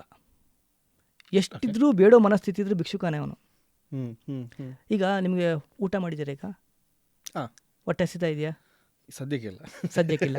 ಈಗ ನಾನು ನಿಮ್ಮ ತಟ್ಟೆ ತಂದು ಇಷ್ಟು ಒಂದು 10 ಸ್ವೀಟ್ಸ್ ಇಟ್ಟರೆ ರಾಜಭೋಗ್ ತಿನ್ನಬೇಕು ಅಂತ ಅನ್ಸತ್ತೆ ನಿಮಗೆ? ಸ್ವೀಟ್ ಟೂತ್ ಇದೆ. ಆಯಿತು, ಒಂದು ತಟ್ಟೆ ತಿಂದ್ರಿ, ಇನ್ನೂ 2 ತಟ್ಟೆ ತಂದು ಇಡ್ತೀನಿ ನಾನು ನಿಮಗೆ, ತಿನ್ನಬೇಕು ಅಂತ ಅನ್ಸತ್ತಾ? ಇಲ್ಲ, ಓವರ್ಡೋಸ್. ಅಂದರೆ ನಮಗೆ ಯಾವಾಗ ಬೇಡ ಅಂತ ಅನ್ಸತ್ತೆ ಹೇಳಿ? ಫುಲ್ ತೃಪ್ತಿ, ಲೆವೆಲ್ ಆಫ್ ಅಲ್ವಾ? ತೃಪ್ತಿ ಇದ್ದಾಗ ಬೇಡ ಅಂತ ಅನ್ಸುತ್ತೆ. ಆದರೆ ನಾವು ಆನಂದವಾಗಿರ್ಲಿಕ್ಕೆ ಏನು ಬೇಡ ಅನ್ಸುತ್ತೆ ಯಾವಾಗ? ನಾವು ತುಂಬಿದ್ದಾಗ ಸಾಕು ಅಂತ ಅನ್ಸುತ್ತೆ. ನಮಗೆ ಬೇಕು ಅಂದಷ್ಟು ನಾವು ಅಪೂರ್ಣ ಆಗಿದ್ದೇವೆ ಅಂತ ಅರ್ಥ. Like that analogy, the way in which you put it. ಅಂದರೆ ನಿನಗೆ ಮನುಷ್ಯನಾಗಿ ನೀನು ತೃಪ್ತಿಯಾಗಿರು ಅನ್ನೋದು ಒಂದು ಡೈರೆಕ್ಟ್. ಅದೇ, ನಾವು ಎಷ್ಟು ಅಪೂರ್ಣರೋ ಅಷ್ಟು ಬೇಕುಗಳು ಜಾಸ್ತಿ. ಎಷ್ಟು ಪೂರ್ಣರಾಗ್ತಾ ಹೋಗ್ತೀವಿ, ಬೇಕುಗಳು ಕಡಿಮೆ. ಅದು ಶಿವನಲ್ಲಿ ಕಾಣ್ತೀವಿ. ಅವ್ರನ್ನ ಪರಮ ವೈಷ್ಣವ ಅಂತ ಕರೆಯೋದು ಅದಕ್ಕೆ. So if I have to put this, ನಮ್ಮ guest for the day is telling that be contented, ತೃಪ್ತನಾಗಿರು. ಅದೇ ಅಲ್ವಾ ಸಂತೋಷಕ್ಕಿಂತ ಈಗ ಸಂತೋಷವನ್ನು ಕಳ್ಕೊಂಡು ಜಗತ್ತಿನಲ್ಲಿ ಪಡೆಯೋದೇನಾದ್ರೂ ಉಂಟಾ? ಇಲ್ಲ. ಕರೆಕ್ಟ್. ಮನಸ್ತೃಪ್ತಿ, ಆತ್ಮತೃಪ್ತಿ ಅಂತ ನಾವು whatever we tell that. ಈಗ ನೀವು ರಾಜ್ಭೋಗ್ ಬಗ್ಗೆ ಹೇಳಿದ್ರೆ ನಂಗೆ ಒಂದು ಖುಷಿ ಆಯಿತು. So you are telling that ನಿನಗೆ ಏನಾದರೂ ಅದು ಲಭಿಸಿದ್ರೆ ಅಥವಾ ಇದ್ದರೆ ಬಿ ಕಂಟೆಂಟೆಡ್ ವಿತ್ ಇಟ್ ಅಂತ. ಅಲ್ಲ, ನಾನು ಕಂಟೆಂಟ್ ಆಗಿದ್ದಾಗ ಬೇಕುಗಳು ಕಡಿಮೆ. Okay okay. ಇದು ಯಾವ ಥರ ಒಂದು ಕತೆ ಹೇಳ್ತೀನಿ, ನಿಮ್ಗೆ ಅರ್ಥ ಆಗುತ್ತೆ. ಒಂದು ಸರಿ ಒಬ್ಬ ತುಂಬ ಅಧ್ಯಯನ ಎಲ್ಲ ಕಡೆ ಸ್ಟಾರ್ಟ್ ಆಗೋದು ಬಡ ಬ್ರಾಹ್ಮಣ ಇದ್ದ ಅಂತಲೇ ಸ್ಟಾರ್ಟ್ ಆಗೋದು. ಒಂದು ಕತೆ ಆ ಥರ. ಒಬ್ಬ ಬ್ರಾಹ್ಮಣ ಇದ್ದ. ಅವನು ಎಲ್ಲ ಕರ್ತವ್ಯ ಮಾಡ್ತಾ ಇದ್ದಂತೆ. ಆದರೆ ದುಡ್ಡು ಕೊಡೋಕೆ ಬಂದರೆ ರಾಜ, ನಂಗೆ ಅಗತ್ಯ ಇಲ್ಲ, ಸಾಕು ಅಂತ. ರಾಜ ಹೆಂಗೆ ಅನಿಸ್ತಂತೆ, ಏನೂ ಇಲ್ಲ, ಕಿತ್ತೋಗಿರೋ ಮನೆ ಇಟ್ಕೊಂಡಿದ್ದಾನೆ, ಏನು ಕೇಳೋದಲ್ವಲ್ಲ ಇವನು ಅಂತ ಅನ್ಸತ್ತಂತೆ. ಅವನು ನನಗೆ ಸಾಕು ಅಂತ ಇಡ್ತಾ ಇದ್ದಂತೆ. ಒಂದು ಸರಿ ಮಗನಿಗೆ ಉಪನಯನ ಅಥವಾ ಮಗಳಿಗೆ ಮದುವೆ ಟೈಮ್ ಬರುತ್ತೆ. ಹೆಂಡತಿ ಹೇಳ್ತಾಳಂತೆ, ನೀನು ಯಾವತ್ತೂ ದುಡ್ಡು ಮಾಡಿಲ್ಲ, ಆದರೆ ಮದುವೆಗೆ ದುಡ್ಡಿನ ಅಗತ್ಯತೆ ಬೇಕಾಗತ್ತೆ, ರಾಜನ ಹತ್ರ ಹೋಗಿ ದುಡ್ಡು ಕೇಳು, ಅವನು ಗ್ಯಾರಂಟಿ ಕೊಡ್ತಾನೆ ಅಂತ. ಆಯಿತು ಅಂತೇಳಿ ಕರೆಕ್ಟು, ಅಗತ್ಯ ಇದ್ದಾಗ ಕೇಳೋದು ತಪ್ಪಿಲ್ಲ. ಅದು ಹೇಳ್ತಾರೆ, ಇದು ಪೇಜಾವರ ಸ್ವಾಮಿಗಳು ಹೇಳ್ತಾ ಇದ್ದ ಮಾತಿದು. ತನಗಾಗಿ ಬೇಡುವವ ಇದ್ದಾನಲ್ಲ ಅವನು ಭಿಕ್ಷುಕ ಅಂತೆ, ಇನ್ನೊಬ್ಬರಿಗಾಗಿ ಬೇಡುವವ ಭಿಕ್ಷು ಅಂತೆ. ಓಕೆ. ಆ ಬೇಡೋದ್ರಲ್ಲಿ ತನಗೆ ಅಂತಲ್ಲ, ಇನ್ನೊಬ್ಬರು ಒಳ್ಳೇದಕ್ಕಾಗಿ ನಾವು ಬೇಡ್ತೀವಲ್ಲ, ಗೊತ್ತಾಯ್ತು. ಅವರಿಗಾಗಿ ಏನು ಮಾಡಿಲ್ಲ, ಆದರೆ ಇನ್ನೊಬ್ಬರು ಒಳಿತಿಗಾಗಿ ಲೋಕ ಕಲ್ಯಾಣಕ್ಕಾಗಿ ಬೇಡ್ತೀವಲ್ಲ, ಅವನು ಭಿಕ್ಷು ಅಂತ. ಅವನೇನು ಮಾಡ್ತಾನೆ, ಮಗುಗೆ ಮದುವೆ ಮಾಡಬೇಕು, ಹೋಗಿ ಒಂದು 10,000 ರೂಪಾಯಿ ಬೇಕಿರ್ತದೆ, ಕೂತ್ಕೊಳ್ಳಿ ಅಂತ ಮರ್ಯಾದೆ. ಯಾಕೆಂದರೆ ಯಾವಾಗ ನಾವು ಬೇಡ್ತೀವಿ ಆಗ ಮರ್ಯಾದೆ ಹೋಗುತ್ತೆ. ಇದು ಬೇಕಾ ಲೈಫಲ್ಲಿ ತಿಳ್ಕೊಳ್ಳಿ. ಯಾವಾಗ ನಮ್ಮ ಕೈ ಹಿಂಗಾಗತ್ತೆ, ನಮ್ಮ ಮರ್ಯಾದೆ ಅಲ್ಲಿಗೆ ಹೋಯ್ತು ಅಂತಲೇ ಅರ್ಥ. ಎಲ್ಲಿವರೆಗೂ ಕೈ ಹೀಗಿರುತ್ತೆ ಅಲ್ಲಿವರೆಗೂ ನೀವು ದುಡ್ಡು ಇಲ್ಲ ಅಂತಲ್ಲ, ಬೇಡದೆ ಬದುಕಿ, ಅದು ಪವರ್. ನಮ್ಮನ್ನು ಯಾರೂ ಪರ್ಚೇಸ್ ಮಾಡೋಕ್ಕಾಗಲ್ಲ. 100% ನಮ್ಮನ್ನು ಯಾರೂ ಪರ್ಚೇಸ್ ಮಾಡೋಕ್ಕಾಗಲ್ಲ. ಯಾಕೆಂದ್ರೆ ನಿಮ್ಮಿಂದ ನಂಗೆ ಯಾವ ಅಗತ್ಯನೂ ಇಲ್ಲ ಅಂದಾಗ ನನ್ನನ್ನು ನೀವು ಮ್ಯಾನಿಪುಲೇಟ್ ಮಾಡೋಕ್ಕಾಗಲ್ಲ ಅಲ್ವಾ? Very true, very true. ನನ್ನ ಹತ್ರ ಎಷ್ಟೇ ಕೋಟಿ ರೂಪಾಯಿ ಇರಲಿ, ಬಟ್ ನಿಮ್ಮಲ್ಲಿ ಏನೋ ಒಂದು ಬೇಕು ಅಂದಾಗ you can easily manipulate me. ಇವನು ಕಾಯ್ತಾನೆ ಹೊರಗಡೆ ಕೂತ್ಕೊಂಡು, ಎಲ್ಲರೂ ಬನ್ನಿ ಕೂತ್ಕೊಳ್ಳಿ ಅಂತ. ರಾಜ ಪೂಜೆ ಮಾಡ್ತಾ ಇದ್ದಾನೆ, ಒಂದು 10 ನಿಮಿಷ ಕೂತ್ಕೊಳ್ಳಿ, ವ್ಯವಸ್ಥೆ ಮಾಡೋಣ ಅಂತ. ರಾಜ ಬೇಡ್ತಾ ಇದ್ದಂತೆ, ದೇವರೇ ನನಗೆ ಎಲ್ಲ ರಾಜ್ಯ ಗೆದ್ದುಬಿಟ್ಟಿದ್ದೀನಿ, ಅದೊಂದು ರಾಜ್ಯ ನನಗೆ ಸಿಗಬೇಕು, ಅಲ್ಲಿ ಒಂದು ಚಿನ್ನದ ಖಜಾನೆ ಇದೆ, ಅದೊಂದು ಕೋಟಿ ಚಿನ್ನದ ನಾಣ್ಯ ಸಿಕ್ಬಿಟ್ರೆ ನನಗೆ ಒಳ್ಳೆಯದಾಗತ್ತೆ, ಅದೊಂದು ಮಾಡಿಕೊಡು ಅಂತ ಬೇಡ್ತಾ ಇರ್ತಾನಂತೆ. ಅವನು ಕೂತಿದ್ದವನು 2 ನಿಮಿಷಕ್ಕೆ ಎದ್ದು ಮನೆಗೆ ವಾಪಸ್ ಬಂದ್ಬಿಟ್ಟಂತೆ. ಹೆಂಡತಿ ಕೇಳಿದಂತೆ, ಯಾಕೆ ದುಡ್ಡು ತಂದಿಲ್ಲ ನೀನು? ಇಲ್ಲ ಅಂತ ಹೇಳ್ತಂತೆ. ಅದಕ್ಕೆ ಹೇಳ್ತಾನೆ, ಯಾಕೆಂದರೆ ನಾನು ಕೇಳಕ್ಕೆ ಹೋಗಿದ್ದು 10,000 ರೂಪಾಯಿ, ರಾಜ 1 ಕೋಟಿ ಚಿನ್ನದ ನಾಣ್ಯನ ಬೇಡ್ತಾ ಇದ್ದ ಅಂತ. ಯಾರು ದೊಡ್ಡ ಭಿಕ್ಷುಕ? ಇರೋದು ಮುಖ್ಯ ಅಲ್ಲ, ಇರುವಿನ ಅರಿವು. ನಮಗೆ ಕಂಟೆಂಟ್ ಇಲ್ಲ ಅಂದರೆ ಇವತ್ತು ಇಡೀ ನಮ್ಮ ಪ್ರಪಂಚವೇ ಒದ್ದಾಡ್ತಾ ಇರೋದು ಅದರಿಂದನೇ. ಬೇಕು ಎಂಜಾಯ್ ಮಾಡೋಕ್ಕೆ ಪುರ್ಸೊತ್ತೇ ಇಲ್ಲ. 60 ವರ್ಷ ಕಷ್ಟಪಟ್ಟು ಗೃಹ ಪ್ರವೇಶ ಮಾಡೋಷ್ಟರಲ್ಲಿ ಅವನು ತಿಥಿಯಾಗಿರ್ತದೆ, ಆ ಮನೆಯಲ್ಲಿ ವಾಸ ಮಾಡೋದೇ ಇಲ್ಲ ಅವನು ಅಲ್ವಾ? ಅಂದರೆ ತೃಪ್ತಿ ಬೇಕು ಅಂತ. ಅದು ನಾವು ಇವನಲ್ಲಿ ನೋಡ್ತೀವಿ, ಶಿವನಲ್ಲಿ.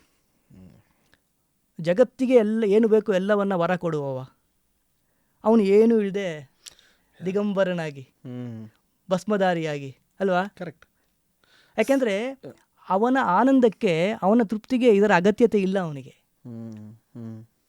ಅವನ ಆನಂದವನ್ನು, ಅವನ ಪರಿಪೂರ್ಣತೆಯನ್ನು ಹೊರಗಿನ ಜಗತ್ತಿನ ಸಂಪನ್ಮೂಲಗಳು ನಿರ್ಧರಿಸೋದಿಲ್ಲ.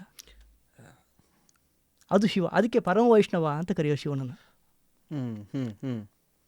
ಮತ್ತು ಭೋಲೆನಾಥ ಅಂತ ಒಬ್ಬ ಜ್ಞಾನಿಗಿರಬೇಕಾದ ಒಂದು ದೊಡ್ಡ ಲಕ್ಷಣ ಏನು ಅಂದರೆ, ನಂಗೆ ಗೊತ್ತಿಲ್ಲದೆ ಇರೋ ಜಗತ್ತಿನಲ್ಲಿ ಒಂದು ಇದೆ ಅಂತ ಗೊತ್ತಿರಬೇಕಂತೆ. ದಡ್ಡನ್ಗೆ ಅದೊಂದು ಬಿಟ್ಟು ಎಲ್ಲ ಗೊತ್ತಿರ್ತದೆ. ಯಾಕೆಂದರೆ ಯಾವಾಗ ನಂಗೆ ಗೊತ್ತಿಲ್ಲ ಅಂತ ಅನ್ಸುತ್ತೆ ಆಗ ಎಕ್ಸ್ಪ್ಲೋರ್ ಮಾಡ್ತೀನಿ, ಕೇಳಲಿಕ್ಕೆ ಸ್ಟಾರ್ಟ್ ಮಾಡ್ತೀನಿ. Correct, very true. ಅದು ಜ್ಞಾನಿಗಿರಬೇಕಾದ ಲಕ್ಷಣ, ಒಬ್ಬ ಸೀಕರಿಗಿರಬೇಕಾದ ಲಕ್ಷಣ. ಒಂದ್ಸರಿ ಮಹಾಭಾರತದಲ್ಲಿ ಕೃಷ್ಣನ ಕುಂತಿ ಲೈಫ್ ಪೂರ್ತಿ ಟ್ರಾಜಿಡಿ ಅಲ್ವಾ? ಮದುವೆ ಆಗ್ಲಿಕ್ಕೆ ಮುಂಚೆನೇ ಮಗು ಹುಟ್ಬಿಡ್ತಾನೆ ಕರ್ಣ. ಅವನನ್ನೆಲ್ಲೋ ಬಿಡಬೇಕು, ಸ್ವಂತ ಮಕ್ಕಳೇ ಕಿತ್ತಾಟ, ಮದುವೆ ಆದಮೇಲೆ ಗಂಡಂಗೆ ಶಾಪ, ಅದೊಂಥರ ಟ್ರಾಜಿಡಿ.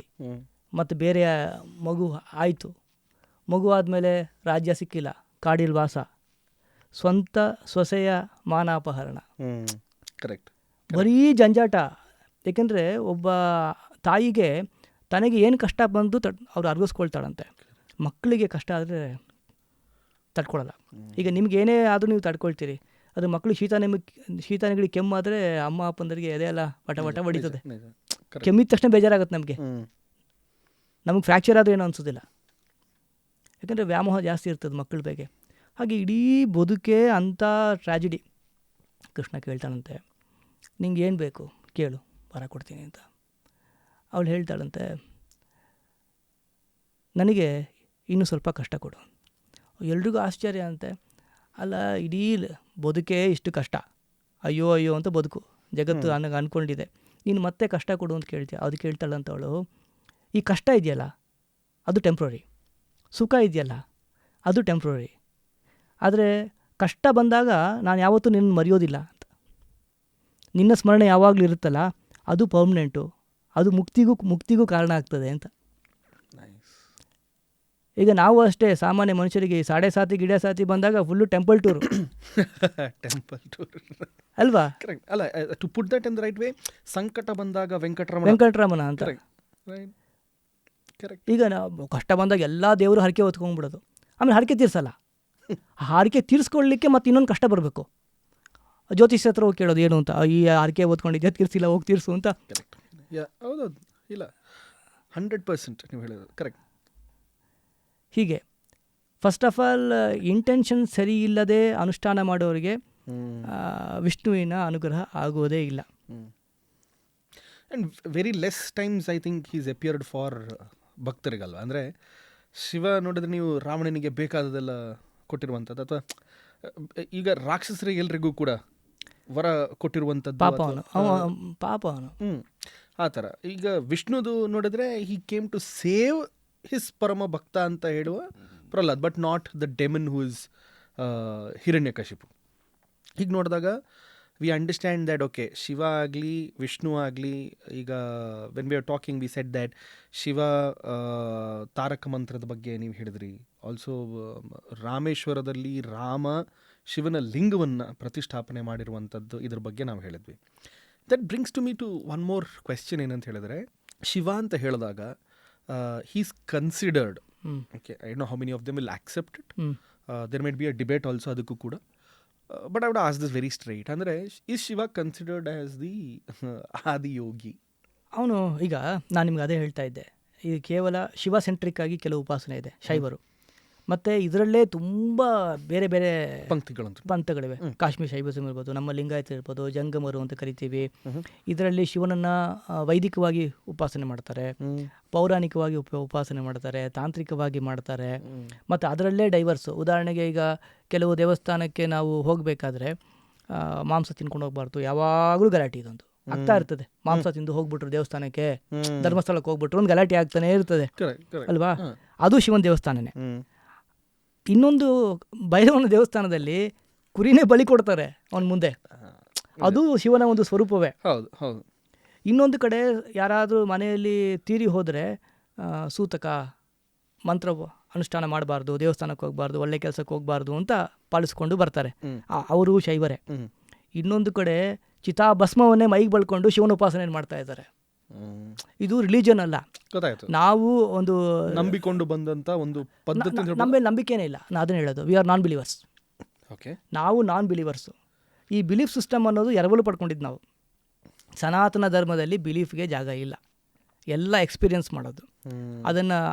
ಅದನ್ನೇ ಸಾಧನ. ಅದಕ್ಕೆ ಏನು ಮಾಡ್ತಾರೆ, ಈ ಪರ್ಪಸ್ ಏನು ಲೈಫ್ದು ಅಂತ, ಮುಕ್ತಿ. ಎಲ್ಲರೂ ಬಯಸೋದು ಮುಕ್ತಿಯೇ. ಈಗ ಬಾಯಾರಿಕೆ ಆಗ್ತಾ ಇದ್ರೆ ಒಂದು ಗ್ಲಾಸ್ ನೀರು ಸಿಕ್ಕಿದ್ರೆ ದಾಹದಿಂದ ಮುಕ್ತಿ. ಮೈಯೆಲ್ಲ ರೋಗ ಇದ್ದಾಗ ಒಂದು ಒಳ್ಳೆ ಡಾಕ್ಟ್ರಿಂದ ಔಷಧಿ ಚಿಕಿತ್ಸೆ ಸಿಕ್ಕಿದ್ರೆ ರೋಗದಿಂದ ಮುಕ್ತಿ. ದುಡ್ಡೇ ಇಲ್ಲ, ಸಾಲ, ಮೈಯೆಲ್ಲ ಸಾಲ, ಲಾಟ್ರಿ ಹೊಡೆದ್ರೆ ಅಲ್ವಾ? ಅಂದರೆ ನಾವು ಪ್ರತಿಯೊಬ್ಬರು ಬಯಸ್ತಾ ಇರೋದು ಮುಕ್ತಿನೇ ಅಲ್ವಾ? ಪರ್ಮನೆಂಟ್ ಮುಕ್ತಿ ಏನು ಅಂದರೆ ಆ ಪರಮತತ್ವವನ್ನು ಹೊಂದೋದು. ಮತ್ತು ಮುಕ್ತಿ ನೈಜ ಸುಖಾನುಭೂತಿ ಹಿತ ಅಂದರೆ ಪ್ರತಿಯೊಬ್ಬರಿಗೂ ಆನಂದವಾಗಿರಬೇಕು. ಲೈಫ್ ಏನು ಇದೆಲ್ಲ ಮಾಡ್ತಾ ಕೂತಿದ್ದೀವಿ, ಎಲ್ಲರೂ ಜಗತ್ತೇನೇನೋ ಮಾಡ್ತಾ ಇದೆ, ಏನಕ್ಕೆ ಎಲ್ಲ ಆ್ಯಕ್ಟಿವಿಟೀಸ್ ಮಾಡ್ತಾ ಇದ್ದೀವಿ? ಎಲ್ರಿಗೂ ಆನಂದ ಬೇಕು, ಖುಷಿ ಬೇಕು. ಯಾಕೆ ದುಃಖ ಬೇಕಾ? ಬೇಡ ಅಲ್ವಾ? ಮತ್ತು ದುಃಖ ಅಂದರೆ ಖುಷಿ ಪಡ್ಕೊಳ್ಳಿಕ್ಕೆ ಕೆಲಸ ಮಾಡ್ತಾಯಿದ್ದೀವಿ. ಯಾವುದಿಂದೊಂದು ಖುಷಿ ಸಿಗುತ್ತೆ ಅಥವಾ ನಾಳೆ ಸಿಗುತ್ತೆ ಅಂತ ಕೆಲಸ ಮಾಡ್ತೀವಿ ಮೋಟಿವಿಂದ. ಇನ್ನೊಂದು ನೆನ್ನೆ ಯಾವುದೋ ಖುಷಿ ಅಂತ ಲೈಫಿಗೆ ತಂದ್ಕೊಂಡಿರ್ತೀವಿ, ಅದು ಇವತ್ತು ಪ್ರಾಬ್ಲಮ್ ಆಗ್ತಾ ಇರುತ್ತೆ, ಅದನ್ನು ಹೊರಗೆ ಬರೋಕ್ಕೆ ಪ್ರಯತ್ನ ಮಾಡ್ತಿರ್ತೀವಿ. ಇದು ಎರಡೇ, ಒಂದಾ ಸುಖ ಬೇಕು, ಇಲ್ಲ ದುಃಖ ನಿವೃತ್ತಿ. ಎಲ್ಲವೂ ಇದೆರಡರಲ್ಲೇ ಬರುತ್ತೆ. ಒಬ್ಬೊಬ್ಬರಿಗೆ ಒಂದೊಂದು ಸುಖ. ಇದನ್ನು ಎಲ್ಲಿಯವರೆಗೂ ನಾವು ಈ ಸುಖಕ್ಕಾಗಿ ಮತ್ತು ಈ ಜ್ಞಾನಕ್ಕಾಗಿ ಹೊರಗಿನ ಜಗತ್ತಿನ ಮೇಲೆ ಡಿಪೆಂಡೆನ್ಸಿ ಇಟ್ಕೊಂಡಿರ್ತೀವಿ, ಅಲ್ಲಿವರೆಗೂ ಇನ್ಸೆಕ್ಯೂರ್ ಆಗಿರ್ತೀವಿ. ಯಾಕೆಂದರೆ ಬಂದಿದ್ದೆಲ್ಲವೂ ಒಂದು ವ್ಯಾಲಿಡಿಟಿ ಜೊತೆಗೆ ಬರ್ತದೆ, ಒಂದು ದಿವಸ ಬಿಟ್ಟೋಗುತ್ತೆ ನಮ್ಮನ್ನು. ಈ ದೇಹವು ಈ ದೇಹವೂ ಬಿಟ್ಟೋಗ್ತದೆ. ಹಾಗಾದರೆ ಏನು ಮುಕ್ತಿ ಅಂದರೆ? ನನ್ನ ಸ್ವರೂಪಭೂತವಾದ ಆನಂದ ಜ್ಞಾನವನ್ನು ನಾನು ಅನುಭವಿಸುವ ಸ್ಥಿತಿ. ಅಂದರೆ ನನ್ನ ಆನಂದಕ್ಕೆ ಮತ್ತು ಜ್ಞಾನಕ್ಕೆ ಇನ್ನೊಬ್ಬರ ಡಿಪೆಂಡೆನ್ಸಿ ಇಲ್ಲದೇ ಇರೋ ಅವಸ್ಥೆಗೆ ಹೋಗೋದೇ ಮುಕ್ತಿ. ಯಾರಿಗೆ ಬೇಡ ಅಲ್ವಾ? ಆ ಮುಕ್ತಿಯನ್ನು ಪಡೀಲಿಕ್ಕೆ ನಮ್ಮಲ್ಲಿ ಅದೇ ಹೇಳ್ತಾರೆ, ಎಷ್ಟು ವಿಧವಾದ ಸಾಧಕರಿದ್ದಾರಲ್ಲ ಅಷ್ಟು ವಿಧವಾದ ಮಾರ್ಗ. ಯಾಕೆಂದರೆ ಬಿಲೀಫ್ ಸಿಸ್ಟಮಲ್ಲಿ ಒಂದೇ ಇರುತ್ತೆ, ಇಷ್ಟು ಕಮ್ಯಾಂಡ್ಮೆಂಟ್ಸು, ಅದನ್ನು ಪ್ರಶ್ನೆನೂ ಮಾಡದೆ that is religious belief system. ನಮ್ಮಲ್ಲಿ ಬಿಲೀಫ್ ಸಿಸ್ಟಮ್ ಇಲ್ಲದೆ ಇರೋದ್ರಿಂದನೇ ಪ್ರತಿ 50 ಕಿಲೋಮೀಟ್ರಿಗೆ ಒಂದು ಸರಿ ಆಹಾರ ಪದ್ಧತಿ ಬದಲಾಗುತ್ತೆ, ಕನ್ನಡವೇ ಆದರೂ ಮಾತಾಡೋ ಪದ್ಧತಿ ಶೈಲಿ ಬದಲಾಗುತ್ತೆ.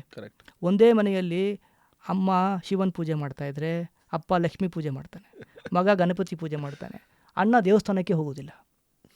ನಾವು ಕೋ ಎಕ್ಸಿಸ್ಟ್ ಆಗ್ತೀವಿ, ವಿ ಅಕ್ಸೆಪ್ಟ್. ಯಾಕೆಂದರೆ ಈ ಬಿಲೀಫ್ ಸಿಸ್ಟಮಲ್ಲಿ ಟಾಲರೆನ್ಸ್ ಬೇಕಾಗತ್ತೆ. ಆದರೆ ಈ ಟಾಲರೆನ್ಸ್ ಎಷ್ಟುವರೆಗೂ ನೀವು ಟಾಲರೇಟ್ ಮಾಡ್ತೀರಿ ಒಬ್ಬರನ್ನ? ನಾನು ನಿಮ್ಮ ಕಾಲ ಮೇಲೆ ಬಂದು ನಿಂತ್ಕೊಂಡ್ರೆ ಎಷ್ಟೊತ್ತು ಟಾಲರೇಟ್ ಮಾಡ್ತೀರಿ? 2 ನಿಮಿಷ 3 ನಿಮಿಷ, ಆಮೇಲೆ ಹಿಂಗೆ ಮಾಡಲೇಬೇಕು ತಾನೆ. ಇಲ್ಲಿ ಏನಂದರೆ ನಾವು ಟಾಲರೇಟ್ ಮಾಡಲ್ಲ, ಅಕ್ಸೆಪ್ಟ್ ಮಾಡಿಬಿಡ್ತೀವಿ. We accept diverse systems. ಯಾಕೆಂದರೆ ನಾವು ಸೀಕರ್, ಸತ್ಯವನ್ನು ಹುಡುಕಿಕೊಂಡು ಹೋಗೋದು. ಪ್ರತಿಯೊಬ್ಬರೂ ಅದೇ ಸತ್ಯವನ್ನೇ ಹುಡುಕಿಕೊಂಡು ಹೋಗಿರೋದು. ಒಬ್ಬೊಬ್ಬರಿಗೆ ಒಂದೊಂದು ಸ್ವರೂಪದಲ್ಲಿ ಕಂಡಿದೆ. ಅದಕ್ಕೆ ಮೆಥಡ್ಸ್ ಬಂತು. ಈಗ ನಮ್ಮಲ್ಲೀಗ ತಂತ್ರ ಅಂದ ತಕ್ಷಣ ಅದನ್ನು ತುಂಬ ಕೆಟ್ಟದಾಗಿ ಲಾಟ್ ಆಫ್ ನೆಗೆಟಿವಿಟಿ ಅಂತಂದ್ರೆ ಆ್ಯಕ್ಚುಲಿ ಇಟ್ಸ್ ಓಕೆ. ತಂತ್ರ ಎಂಬ ಮೂಲ ಶಬ್ದ ಈಗ ವಿಶ್ವೇಶ್ವರಯ್ಯ ತಾಂತ್ರಿಕ ವಿಶ್ವವಿದ್ಯಾನಿಲಯ ಅಂತಿದೆ. ಏನತ್ರ ಅರ್ಥ? ಇಲ್ಲಿ ಬ್ಲ್ಯಾಕ್ ಮ್ಯಾಜಿಕಲ್ಲಿ ಕೊಡ್ತಾರೆ ಅಂತನಾ? ತಾಂತ್ರಿಕ ವಿಶ್ವವಿದ್ಯಾನಿಲಯದಲ್ಲಿ ಏನು ಹೇಳ್ಕೊಡ್ತಾರೆ? ತಾಂತ್ರಿಕ ಅಂದರೆ ಏನರ್ಥ? ಟೆಕ್ನಾಲಜಿ, ಟೆಕ್ನಿಕ್ ಅಲ್ವಾ? ಇಲ್ಲೂ ತಂತ್ರ ಅಂದ್ರೆ ಅದೇ ಅರ್ಥ. ಅಂದರೆ ಆ ಪರಮತತ್ವವನ್ನು ರೀಚ್ ಆಗಲಿಕ್ಕೆ ಹಲವು ಟೆಕ್ನಿಕ್ಗಳನ್ನು ಸಾಧಕರು ಡಿಸೈನ್ ಮಾಡಿದರು, ಹಲವು ಮೆಥಡ್ಸ್ನ ಡಿಸೈನ್ ಮಾಡಿಕೊಟ್ರು.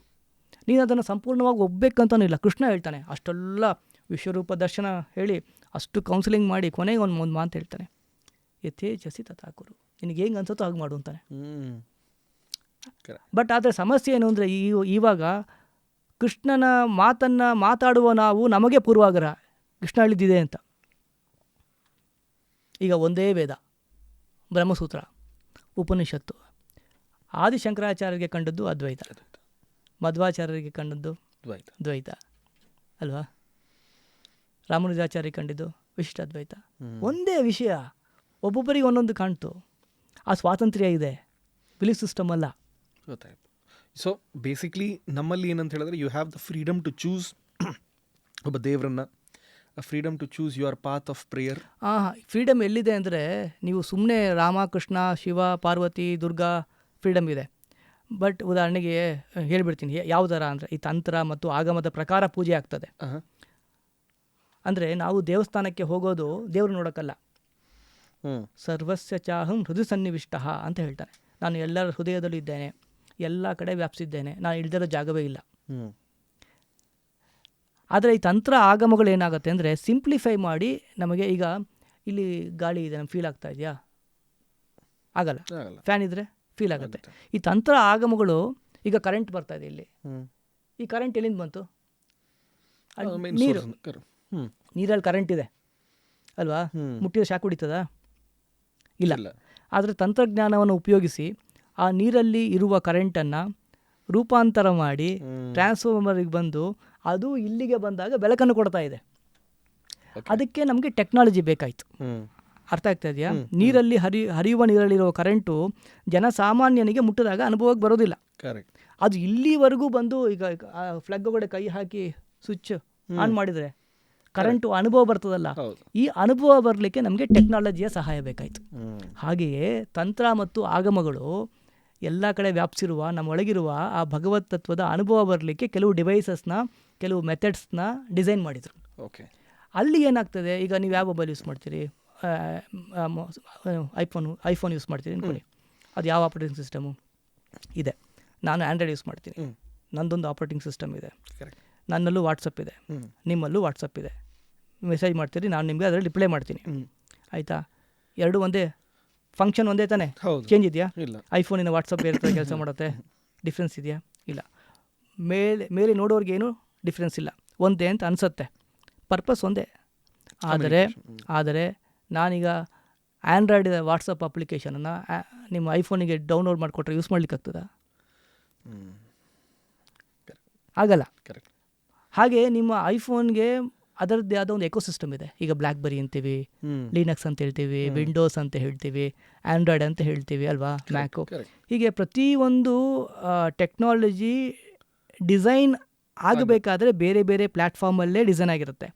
ಅದರದ್ದೇ ಆದ ಎಕೋಸಿಸ್ಟಮ್ ಒಂದು ಗ್ಯಾಜೆಟ್ಸ್ ಇರ್ತದೆ, ಬೇರೆ ಯಾವ್ಯಾವುದೋ ಯೂಸ್ ಮಾಡೋಕ್ಕಾಗಲ್ಲ ಮಿಕ್ಸ್ ಮ್ಯಾಚ್ ಮಾಡಿ. ಅರ್ಥ ಆಗ್ತಾ ಇದೆಯಾ? ನನ್ನ ಮೊಬೈಲಲ್ಲೂ ವಾಟ್ಸಪ್ಪು, ನಿಮ್ಮ ಮೊಬೈಲಲ್ಲೂ ವಾಟ್ಸಪ್ಪು ಒಂದೇ ಯೂಸರ್ ಇಂಟರ್ಫೇಸಲ್ಲಿ, ಆದರೆ ಡಿಸೈನಿಂಗು ಬೇರೆ ಆಗಿರ್ತದೆ. ಒಂದೇ ವಾಟ್ಸಪ್ಪು ನಾನು ಆ್ಯಂಡ್ರಾಯ್ಡ್ ಅಪ್ಲಿಕೇಶನನ್ನು ನಾನು ಐಫೋನಲ್ಲಿ ಡೌನ್ಲೋಡ್ ಮಾಡ್ಕೊಂಡು ಯೂಸ್ ಮಾಡ್ತೀನಿ ಅಂದರೆ ಆಗಲ್ಲ. ಹಾಗೆ ಈ ಶೈವಾಗಮ, ವೈಷ್ಣವಾಗಮ, ಪಾಂಚರಾತ್ರ, ಈಗ ಆಗಮದೇ ದೊಡ್ಡ ಪ್ರಪಂಚ.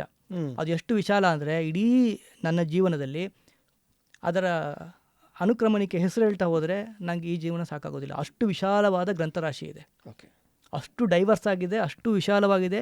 ಇನ್ ಡೀಟೇಲ್ಡ್ ದೇವತೆ ಯಾರು, ಅದಕ್ಕೆ ಉಪಾಸನೆ ಹೇಗೆ ಮಾಡಬೇಕು, ಒಬ್ಬ ವ್ಯಕ್ತಿಯ ಚರ್ಯೆ ಹೇಗಿರಬೇಕು, ಭಕ್ತನ ಲಕ್ಷಣ ಹೇಗಿರಬೇಕು, ನೈವೇದ್ಯ ಏನಿಡಬೇಕು, ಮತ್ತು ಆ ದೇವತೆಯ ಯಂತ್ರಗಳು ಹೇಗಿರಬೇಕು, ಅಧಿದೇವತೆ ಪ್ರತ್ಯಧಿದೇವತೆಯ ಸ್ವರೂಪ ಹೇಗಿರ್ತದೆ, ಇವೆಲ್ಲ ಒಂದು ವಿಸ್ತಾರವಾದ ತಾಂತ್ರಿಕ ಮತ್ತು ಆಗಮದ ಪ್ರಪಂಚ. ಅದು ಅಲ್ಲಿ ಕಾನ್ಫ್ಲಿಕ್ಟ್ ಬರೋದು.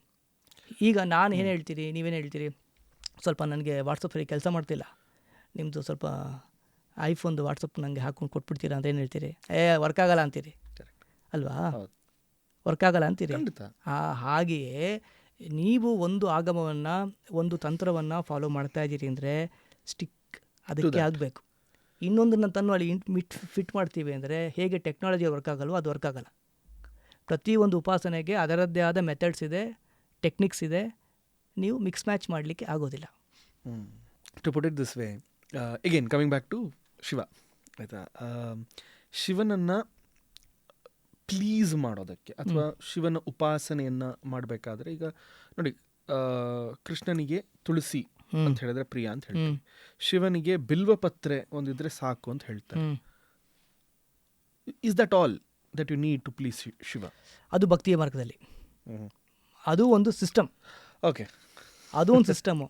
ಬಟ್ ನೀವು ಬೇರೆ ಸಿಸ್ಟಮ್ ಮಾತಾಡಬೇಕು, ಇದನ್ನು ಮಾತಾಡೋವಾಗಿಲ್ಲ. ಈಗ ಓಕೆ, ನೀವು ಪ್ರಶ್ನೆ ನಾನು ಕ್ಷಮಿಸಿ ಉತ್ತರ ಕೊಟ್ಟಿಲ್ಲ. ಅವನ ಆದಿಯೋಗಿಯ ಅಂತ, ಅವನ ದಕ್ಷಿಣಾಮೂರ್ತಿ ಅಂತಲೇ ಶಿವನೇ ಮೈನ್ ಸ್ಟ್ರೀಮ್ ಆಗಿ ಯಾರು ಇಟ್ಕೊಂಡಿದ್ದಾರೆ, ಶೈವರು ಅಂತ ಏನು ಕರಿತೀವಿ, ಶಿವನೇ ಗುರು. ಆ ರೀತಿಯಲ್ಲಿ ಅವನು ಆದಿಯೋಗಿ ಅಂತ ಕರೆಯೋದು ತಪ್ಪೇ ಇಲ್ಲ. ಆದರೆ ಲಕ್ಷಣ ಶಾಸ್ತ್ರ ಅಂತಿದೆ. ಈಗ ಉದಾಹರಣೆಗೆ ಸೌಂದರ್ಯ ಬೇರೆ, ಲಕ್ಷಣ ಬೇರೆ. ಸೌಂದರ್ಯ ಸಾಪೇಕ್ಷ. ಕೆಲವರಿಗೆ ಗುಡ್ ಇದ್ರೆ ಇಷ್ಟ, ಕೆಲವರಿಗೆ ಸಣ್ಣ ಇದ್ರೆ ಇಷ್ಟ, ಕೆಲವ್ರಿಗೆ ಗಡ್ಡ ಇದ್ರೆ ಇಷ್ಟ, ಕೆಲವ್ರಿಗೆ ಗಡ್ಡ ಇಲ್ಲ ಅಂದರೆ ಇಷ್ಟ, ಕೆಲವ್ರಿಗೆ ಡಸ್ಕಿ ಕಲರ್ ಇಷ್ಟ, ಕೆಲವರಿಗೆ ಫೇರ್ ಆಗಿದ್ರೆ ಇಷ್ಟ. ಇದು ಬದಲಾಗ್ತಾ ಇರುತ್ತೆ. ಮತ್ತು ಒಂದು 20 ವರ್ಷದ ಹಿಂದೆ ಬೆಳೆ ಬಾಟಮ್ ಹಾಕಿದ್ರೆ ಫ್ಯಾಷನ್, ಈಗ ಹಾಕಿ ನಗಾಡ್ತಾರೆ.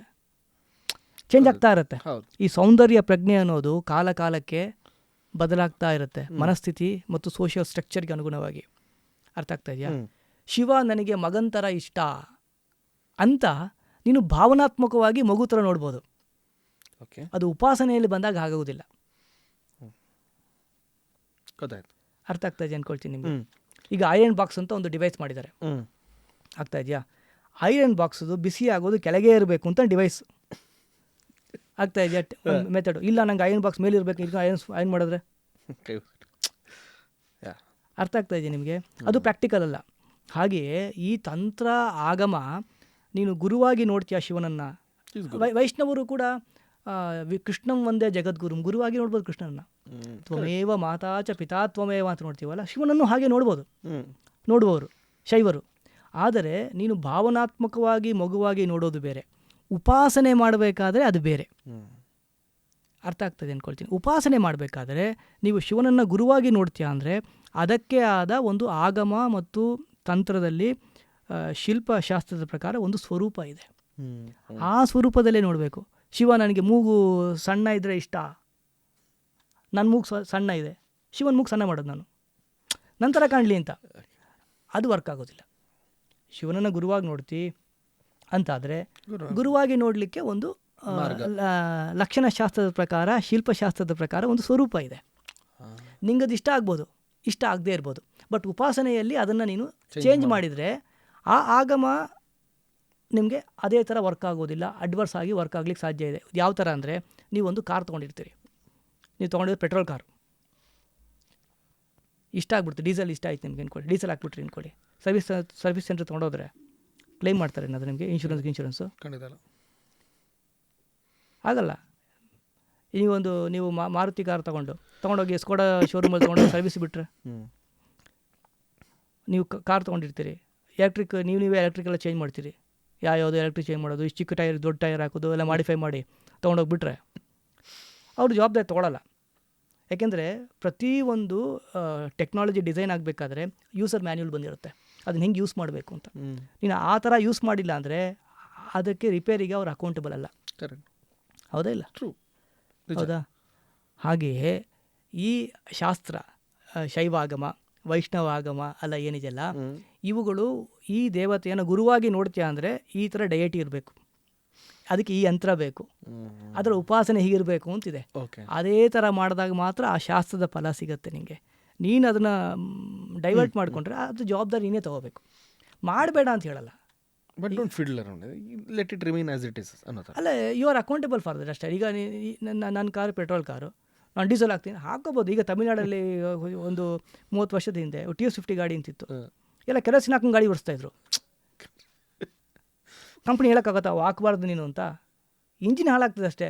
ರಿಪೇರಿ ತೊಗೊಂಡೋದ್ರೆ ಅವರು ಇಲ್ಲಪ್ಪ ನೀನು ಕೆರೋಸಿನ್ ಹಾಕಿದ್ಯಾ, ನಾನು ಯಾವ ಸ್ಪೇರ್ ಪಾರ್ಟ್ಸು ನಿಮಗೆ ಇನ್ಶೂರೆನ್ಸಲ್ಲಿ ಕೊಡಲಿಕ್ಕಾಗಲ್ಲ ಅಲ್ವಾ, ವಾರಂಟಿ ಕ್ಲೈಮ್ ಮಾಡಲಿಕ್ಕಾಗಲ್ಲ. ಹಾಗೆಯೇ ಈ ಸಿಸ್ಟಮಲ್ಲಿ ನೀನು ಮಾಡಬೇಕು ಅಂತ ಹೇಳೋರು ಯಾರೂ ಇಲ್ಲ. ಹೆಡ್ಲೆಸ್ ಸಿಸ್ಟಮ್ ಇದು. ಆದರೆ ನೀ ಏನು ಮಾಡ್ತೀಯಲ್ಲ ಅದರ ಪರಿಣಾಮವನ್ನು ನೀನೇ ಅನುಭವಿಸ್ಬೇಕು. ಮತ್ತು ನಾನೀಗ ಮಾತಾಡ್ತಾ ಕೂತಿದ್ದೀನಿ, ನಾನು ಶಾಸ್ತ್ರಕ್ಕೆ ವಿರುದ್ಧವಾಗಿ ಬಾಯಿಗೆ ಬಂದಂಗೆ ಮಾತಾಡಿ ಅದನ್ನು 4 ಜನ ಕೇಳಿಸ್ಕೊಂಡು ಅದನ್ನು 4 ಜನ ತಪ್ಪು ಮಾಡ್ತಾರಲ್ಲ, ಅಷ್ಟೂ ಕರ್ಮದ ಜವಾಬ್ದಾರಿ ನನಗೂ ಬರ್ತದೆ. I am accountable for that. Source of that particular. ಹೌದೌದು. ಯಾಕೆಂದರೆ 3 ಹೇಳ್ತಾರೆ, ಕರ್ತ ಮಾಡಿದವನು, ಮಾಡಿಸಿದವನು, ಮತ್ತು ಅದಕ್ಕೆ ಪ್ರೇರಣೆ ಕೊಟ್ಟವನು. 3 ಜನರಿಗೂ ಅದ್ರ ಫಲ ಬರ್ತದೆ, ಒಳ್ಳೇದಾಗಲಿ ಕೆಟ್ಟದಾಗಲಿ. Sorry, I mean little divulging from this topic. ಅಂದರೆ ಇದು 3 ಕೂಡ ಕಾನೂನಲ್ಲೂ ಕೂಡ ಬರುತ್ತೆ. ಹೌದು, ಕಾನೂನಲ್ಲಿ ಬರ್ತದೆ. ಅಂದರೆ ಈ 3 ಜನ ನೀವೇನು ಹೇಳಿದ್ರಿ, like abetment of a crime, the person who actually did the crime and the one who actually instigated the crime, ಈ ಥರ ಎಲ್ಲ ಅಂತ. And so it's like a circle, it's connected to all this things. ಈಗ ನನಗೆ ನಿಮಗೆಲ್ಲ ಜವಾಬ್ದಾರಿ ಜಾಸ್ತಿ ಇರಬೇಕು. ಯಾಕೆಂದರೆ ಈ ಜಾಗದಲ್ಲಿ ಕೂತು ನಾವು ಏನು ಇನ್ಫ್ಲುಯೆನ್ಸ್ ಮಾಡ್ತೀವಿ ಅನ್ನೋದು, ಎವ್ರಿಬಡೀಸ್ ಇನ್ಫ್ಲುಯೆನ್ಸರ್ ಅಂತ ಕರೀತಾರೆ. If you influence something which is not good, we are accountable for that. Let's make it very clear. One thing I actually want to make it clear ಅಂದರೆ, let's not get into that influencer space ಅಂತ. ನಾವು content creators ಆಗಿ ಇದ್ರೆ ಒಳ್ಳೆಯದು. ಅದು ನೀವು ಹೇಳ್ತೀರಿ, but ಅವ್ರು ಕೇಳಬೇಕಲ್ಲ. ಜನ ನಿಮ್ಮನ್ನ ಐಡಿಯಲ್ ಆಗಿ ನೋಡ್ತಾರೆ, ಇನ್ಫ್ಲುಯೆನ್ಸ್ ಆಗೇ ಆಗ್ತಾರೆ. ಬಟ್ ನಾವು ಸರಿಯಾಗಿ ಮಾತಾಡಿ, ಒಳ್ಳೆ ಇಂಟೆನ್ಷನಿಂದ ಮಾತಾಡಿ, ಅವರು ತಪ್ಪಾಗಿ ಅರ್ಥ ಮಾಡಿಕೊಂಡ್ರೆ ಅದು ಜವಾಬ್ದಾರಿ ನಾವಲ್ಲ. ಬಟ್ ನಾವು ಅಂದರೆ ನಂಬಿದವರಿಗೆ ದೇಹಕ್ಕೆ ಮತ್ತು ಮನಸ್ಸಿಗೆ ವಿಷ ಹಾಕೋ ಕೆಲಸ ಮಾಡಬಾರ್ದು. ಇಂಟೆನ್ಷನಾಗಿ ಗೊತ್ತಿಲ್ಲದೆ ಆದರೆ ಆಕ್ಸೆಪ್ಟ್ ಮಾಡೋಣ, ಅಡ್ಮಿಟ್ ಮಾಡೋಣ, ಸರಿ ಮಾಡ್ಕೊಳ್ಳೋಣ, ನಾವು ಮನುಷ್ಯರೇ, ಗೊತ್ತಿಲ್ಲದೆ ಆಗ್ತದೆ. ಬಟ್ ಆದರೆ ಕೇವಲ ರೆವಿನ್ಯೂ ಉದ್ದೇಶವನ್ನು ಇಟ್ಟುಕೊಂಡು ಅಂದರೆ ನಂಬುದವ್ರನ್ನ ದಾರಿ ತಪ್ಪಿಸ್ಬಾರ್ದು ಅಲ್ವಾ. ದೇಹಕ್ಕೆ ಮನಸ್ಸಿಗೆ ವಿಷ ಹಾಕೋ ಕೆಲಸವನ್ನು ಮಾಡಬಾರ್ದು, ಅದಕ್ಕೆ ಅಕೌಂಟಬಲ್ಲೇ ನಾವು. Sorry, this chain reaction to this ಅಂದರೆ ದೇಹಕ್ಕೆ ಮನಸ್ಸಿಗೆ ಅಂದಾಗ, on earth there is nothing great but man, and in man there is nothing great but mind. Same, everything is in the mind. ಅಂದರೆ ನಾನು you are what you think ಅನ್ನೋ ಥರ. ನಾನು ಈ ಕನ್ನಡ ಎದುರುಗಡೆ ಎಷ್ಟೊಂದು ಮೋಟಿವೇಶನಲ್ ಪೋಸ್ಟರ್ಸ್ ನೋಡ್ತೀವಿ, ಒಂದು ಬೆಕ್ಕಿರುತ್ತೆ, ಅದನ್ನು ಸಿಂಹದ ಥರ ತೋರಿಸ್ತಾರೆ. ಅದೇ ಅದು ಸಿಂಹ ಅಂತ ತಿಳ್ಕೊಂಡ್ರೆ ಅದಕ್ಕೆ ಅಷ್ಟು ಪವರ್ ಇದೆ. ಪಾಲ್ ಟ್ರಾಪಕ್ ಅಂತ ಹೊಡೆಯುವಂಥದ್ದು. ಸರಿ. ನನ್ನ ಪ್ರಶ್ನೆ ಏನಂತ ಹೇಳಿದ್ರೆ, ಈಗ ಮನಸ್ಸಿಗೆ ಆಗುವಂಥ ಕೆಲವೊಂದು ಬದಲಾವಣೆಗಳನ್ನು should I put it this way, whether Shiva ಅನ್ನೋದು ಮನಕಾರಕ ಅಂತ ಹಾಕಬೇಕಾ, ಅಥವಾ somewhere I feel that okay yoga ಅಂತ ಹೇಳಿದಾಗ ಅದು ನಿಮ್ಮ ಮನಸ್ಸನ್ನು ಕೂಡ ಹತೋಟಿಗೆ ತರುವಂಥದ್ದು. somewhere this line, ಈ ಥರ I would want to ask. ನೀವು ಪ್ರಶ್ನೆ ತುಂಬ ಚೆನ್ನಾಗಿದೆ. ಹೌದು, ಶಿವನನ್ನು ನಾವು ಮನೋಕಾರಕ ಅಂತಲೇ ಕರೆಯೋದು.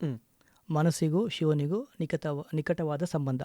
ಶಿವನ ಅನುಗ್ರಹ ಇಲ್ಲ ಅಂದರೆ ನಮಗೆ ಯೋಗ ಸಿದ್ಧಿಗಳಾಗೋದು ತುಂಬ ವಿರಳ. ಓಕೆ. ಅವನನ್ನು ಭೂತನಾಥ ಅಂತ ಕರೀತಾರೆ ಅಲ್ವಾ? ಕರೆಕ್ಟ್. ಪಶುಪತಿ ಅಂತ ಕರೀತಾರೆ. ಪಶುಪತಿ ಅಂತ ಕರೀತಾರೆ. ಇಷ್ಟು ಚೆನ್ನಾಗಿದೆ ಅಂದರೆ, ಇವತ್ತು ಎಲ್ಲ ಯೋಗದವರು ಆಸನದ ಬಗ್ಗೆ ಪ್ರಾಣಾಯಾಮದ ಬಗ್ಗೆ ಮಾತಾಡ್ತಾರೆ. ಮುದ್ರೆ ಹೆಸರಲ್ಲಿ ಯೋಗ ಮುದ್ರೆ ಯಾವುದಲ್ಲವೋ ಅದೆಲ್ಲವನ್ನ ಯೋಗ ಮುದ್ರೆ ಅಂತ ಈಸಿಯಾಗಿ ಪ್ರೊಪಗೇಟು ಮಾಡ್ತಾ ಇದ್ದಾರೆ. ಅಂದರೆ ನನಗೆ ಯಾರನ್ನು ನೋಯಿಸುವ ಉದ್ದೇಶ ಇಲ್ಲ, ಬಟ್ ಅವರು ಯೋಗ ಮುದ್ರೆ ಅಂತ ಹೇಳಿಕೊಡೋದಕ್ಕೆ ರೆಫರೆನ್ಸು ನನಗೆ ಕಂಡಿಲ್ಲ. ಕೊಟ್ಟರೆ ಸಂತೋಷ, ನಾನು ಹೇಳ್ಕೊಡ್ತೀನಿ, ಅದನ್ನು ನಂಗೆ ಸಿಕ್ಕಿಲ್ಲ. ಓಕೆ, ಹೀಗೆ. ಏಕೆಂದರೆ ಯೋಗ ಮುದ್ರೆಗಳೆಲ್ಲ ಕೈಯಲ್ಲಿ ಮಾಡೋದು ತುಂಬ ಕಡಿಮೆ ಇರೋದು. ಓಕೆ, ಇದು ಫಿಸಿಕಲ್ ಗೆಸ್ಚರ್ಸ್. ಈಗ ಶಾಂಭವಿ ಮುದ್ರೆ ಮೇಲೆ ನೋಡೋದು, ನಾಸಿಕಾಗ್ರ ಮುದ್ರೆ, ನಭೋ ಮುದ್ರೆ, ಇವೆಲ್ಲ ಆಲ್ಮೋಸ್ಟ್ ಮಹಾಬಂಧ, ಮಹಾವೇದ, ಕೇಚರಿ, ಉಡ್ಯಾನ ಬಂಧ, ಮೂಲಬಂಧ ಹೀಗೆಲ್ಲ ಕರಿತೀವಿ. ಇವೆಲ್ಲ ಫಿಸಿಕಲ್ ಗೆಸ್ಚರ್ಸ್, ಇಂಟರ್ನಲ್ ಪ್ರಾಕ್ಟೀಸಸ್. ಇವೆಲ್ಲ ಗೆಸ್ಚರ್ಸ್ ಇರ್ತದೆ. ಯೋಗ ಮುದ್ರೆ ಅಂತ ಹಠಯೋಗದಲ್ಲಿ ನಾವು ಕರೆಯುವಂಥದ್ದು. ಇರಲಿ, ವಿಷಯಕ್ಕೆ ಬರೋಣ. ಈ ಪಂಚಭೂತ ಇದೆಯಲ್ಲ, ಈ ಪಂಚಭೂತದ ಶುದ್ಧಿ ತುಂಬ ಮುಖ್ಯ. ಅಂದರೆ ನಾವು ಈ ಜಗತ್ತಾಗಿರೋದು ಪಂಚಭೂತದಿಂದ: ಭೂಮಿ, ನೀರು, ಬೆಂಕಿ, ಅಗ್ನಿ, ವಾಯು, ಆಕಾಶ. ಈ ದೇಹ ಆಗಿರೋದು ಆ ಪಂಚಭೂತದಿಂದಾನೆ. ಅದಕ್ಕೆ ಸಾವಿಗೆ ಪಂಚತ್ವಂಗತಃ ಅಂತ ಒಂದು ಮಾತಿದೆ. ಸಾವು ಅಂದ್ರೆ ಏನಾಗೋದು? 5 ಎರವಲು ಪಡ್ಕೊಂಡಿದ್ವಿ ಪ್ರಕೃತಿಯಿಂದ, 5 ವಾಪಸ್ ಆ ಜಾಗಕ್ಕೆ ಹೋಗ್ತದೆ. ಅದೇ ಸಾವು. ಈಗ ಸತ್ತಾಗ ಏನಾಗ್ತದೆ? ಉಸಿರು ನಿಲ್ತದೆ, ವಾಯುತತ್ವ ವಾಯುವಲ್ಲಿ ಲೀನ ಆಯಿತು. ಆಮೇಲೆ ನೆಕ್ಸ್ಟು ಬಾಡಿ ತಣ್ಣಗಾಗ್ತದ, ಅಗ್ನಿ ಆ ಜಾಗಕ್ಕೆ ವಾಪಸ್ ಹೋಗ್ತದೆ. ಆಮೇಲೆ ನೀರು. ಹಾಗೆ ಬಿಟ್ಟರೆ ಸೂರ್ಯ ನೀರನ್ನು ಹೀರ್ಕೊಳ್ತಾನೆ, ಪ್ರಕೃತಿ ನೀರನ್ನು ಹೀರ್ಕೊಳ್ತದೆ. ಕೊನೆಗೆ ಉಳಿದಿದ್ದು ಮಣ್ಣಲ್ಲಿ ಮಣ್ಣಾಗ್ತದೆ. ಆಕಾಶದಲ್ಲಿ ಹಾಗೆ ಡಿಸಾಲ್ವ್ ಆಗ್ತದೆ. ಸೊ ಇದು ಬ್ಯೂಟಿಫುಲ್. ಮೊನ್ನೆ ನಾವು ತುಂಬ ಜನ ಗಲಾಟೆ ಮಾಡ್ತಾಯಿದ್ರು, ನದಿಗೆ ಹಾಕ್ಬಿಟ್ರು ಶವವನ್ನು ಅಂತ. ಸೊ ಸಮಾಧಿ ಹಲವು ವಿಧ ಇದೆ, ಡಿಕಂಪೋಸ್ ಮಾಡೋ ವಿಧ. ಕೆಲವರು ಹೂಳ್ತಾರೆ, ಕೆಲವರು ನದಿಯಲ್ಲಿ ಬಿಡ್ತಾರೆ, ಜೀವಿಗಳ ತಿಂದುಬಿಡ್ತವೆ, ಅದನ್ನು ಡಿಕಂಪೋಸ್ ಮಾಡ್ತದೆ. ಕೆಲವರು ಅದನ್ನು ದೇಹವನ್ನು ತುಂಡರಿಸಿ ಪಕ್ಷಿಗಳಿಗೆ ಹಾಕ್ಬಿಡ್ತಾರೆ. ಅದೆಲ್ಲ ಇದೆ, ಸಿಸ್ಟಮ್ಸ್ ಇದೆ. ಅದು ಬೆಟರ್ ಪ್ರಾಕ್ಟೀಸ್. ಯಾವುದು? ಬೆಂಕಿಯಲ್ಲಿ. ಅಂದರೆ ಎಲ್ಲಿ? ಅರ್ಬನ್ ಏರಿಯಾದಲ್ಲಿ ದಟ್ ಬೆಟರ್. ಯಾಕೆಂದರೆ ಹೂಳ್ತಾ ಹೋದರೆ ಎಷ್ಟು ಅಂತ ಹೂಳ್ತೀರಿ, ಮನುಷ್ಯ ಬದುಕಲಿಕ್ಕೆ ಜಾಗ ಇಲ್ಲ ಬೆಂಗಳೂರಲ್ಲಿ, ಅಲ್ವಾ? ಬಟ್ ಯಾರನ್ನ ಹೂಳಬೇಕು ಅಂತ ವಿಧಿ ಇದೆ. ಯಾರು ಜೀವ ಸಮಾಧಿ ಆಗಿದ್ದಾರೆ, ಸಮಾಧಿ ಅಂತ ಬಂದದ್ದೇ ಅದಕ್ಕೆ. ಯಾವನು ಸಮಾಧಿ ಅವಸ್ಥೆಗೆ ಹೋಗ್ತಾನೆ ಅವನನ್ನು ಸಮಾಧಿ ಮಾಡುವಂಥದ್ದು. ಈಗ ರಾಘವೇಂದ್ರ ಸ್ವಾಮಿಗಳು ಅವ್ರನ್ನೆಲ್ಲ ಇವತ್ತು ಇದ್ದಾರೆ, ಅವರು ದೇರ್ ಅಲೆಯು, ಜೀವ ಸಮಾಧಿ ಅಂತ ಕರೀತಾರೆ. ಸಮಾಧಿ ಅಂತ ಅದಕ್ಕೆ ಬಂದದ್ದು, ಆ ಪದಕ್ಕೆ ಹೆಸರು ಕೂಡ. ಸೊ ಆ ಥರ ಬಾಡಿ ಪ್ರೊಟೆಕ್ಟ್ ಮಾಡಬೇಕು. ಜೀವ ಇನ್ನು ಇದೆ, ಸಾಧನೆ ಮಾಡ್ತಾ ಇದ್ದಾರೆ, ಕುಂಭಕದಲ್ಲಿದ್ದಾರೆ, ಅಂಥವ್ರಿಗೆ ಸಮಾಧಿಯಲ್ಲಿ ಅಗತ್ಯ ಇದೆ. ಇಲ್ಲ ಗೊತ್ತಾಗುತ್ತೆ, ಇಲ್ಲ ಡಿಪಾರ್ಚರ್ ಆಗಿದೆ, ರೋಗ ಬಂದಿದೆ, ಹೋಗಿದೆ, then that is easy to burn. ಒಟ್ಟು ಪಂಚಭೂತದಲ್ಲಿ ಪಂಚಭೂತವನ್ನು ಲೀನ ಮಾಡೋದೇ ಸಾವು. ಈ ಪಂಚಭೂತದ ಬ್ಯಾಲೆನ್ಸ್ ಎಲ್ಲಿವರೆಗೂ ನಮಗೆ ಬರೋದಿಲ್ಲ, ಅಲ್ಲಿವರೆಗೂ ನಮ್ಮ ಮನಸ್ಸು ನಮ್ಮ ಹಿಡಿತಕ್ಕೆ ಬರೋದಿಲ್ಲ, ನಮ್ಮ ಬದುಕು ನಮ್ಮ ಹಿಡಿತಕ್ಕೆ ಬರೋದಿಲ್ಲ.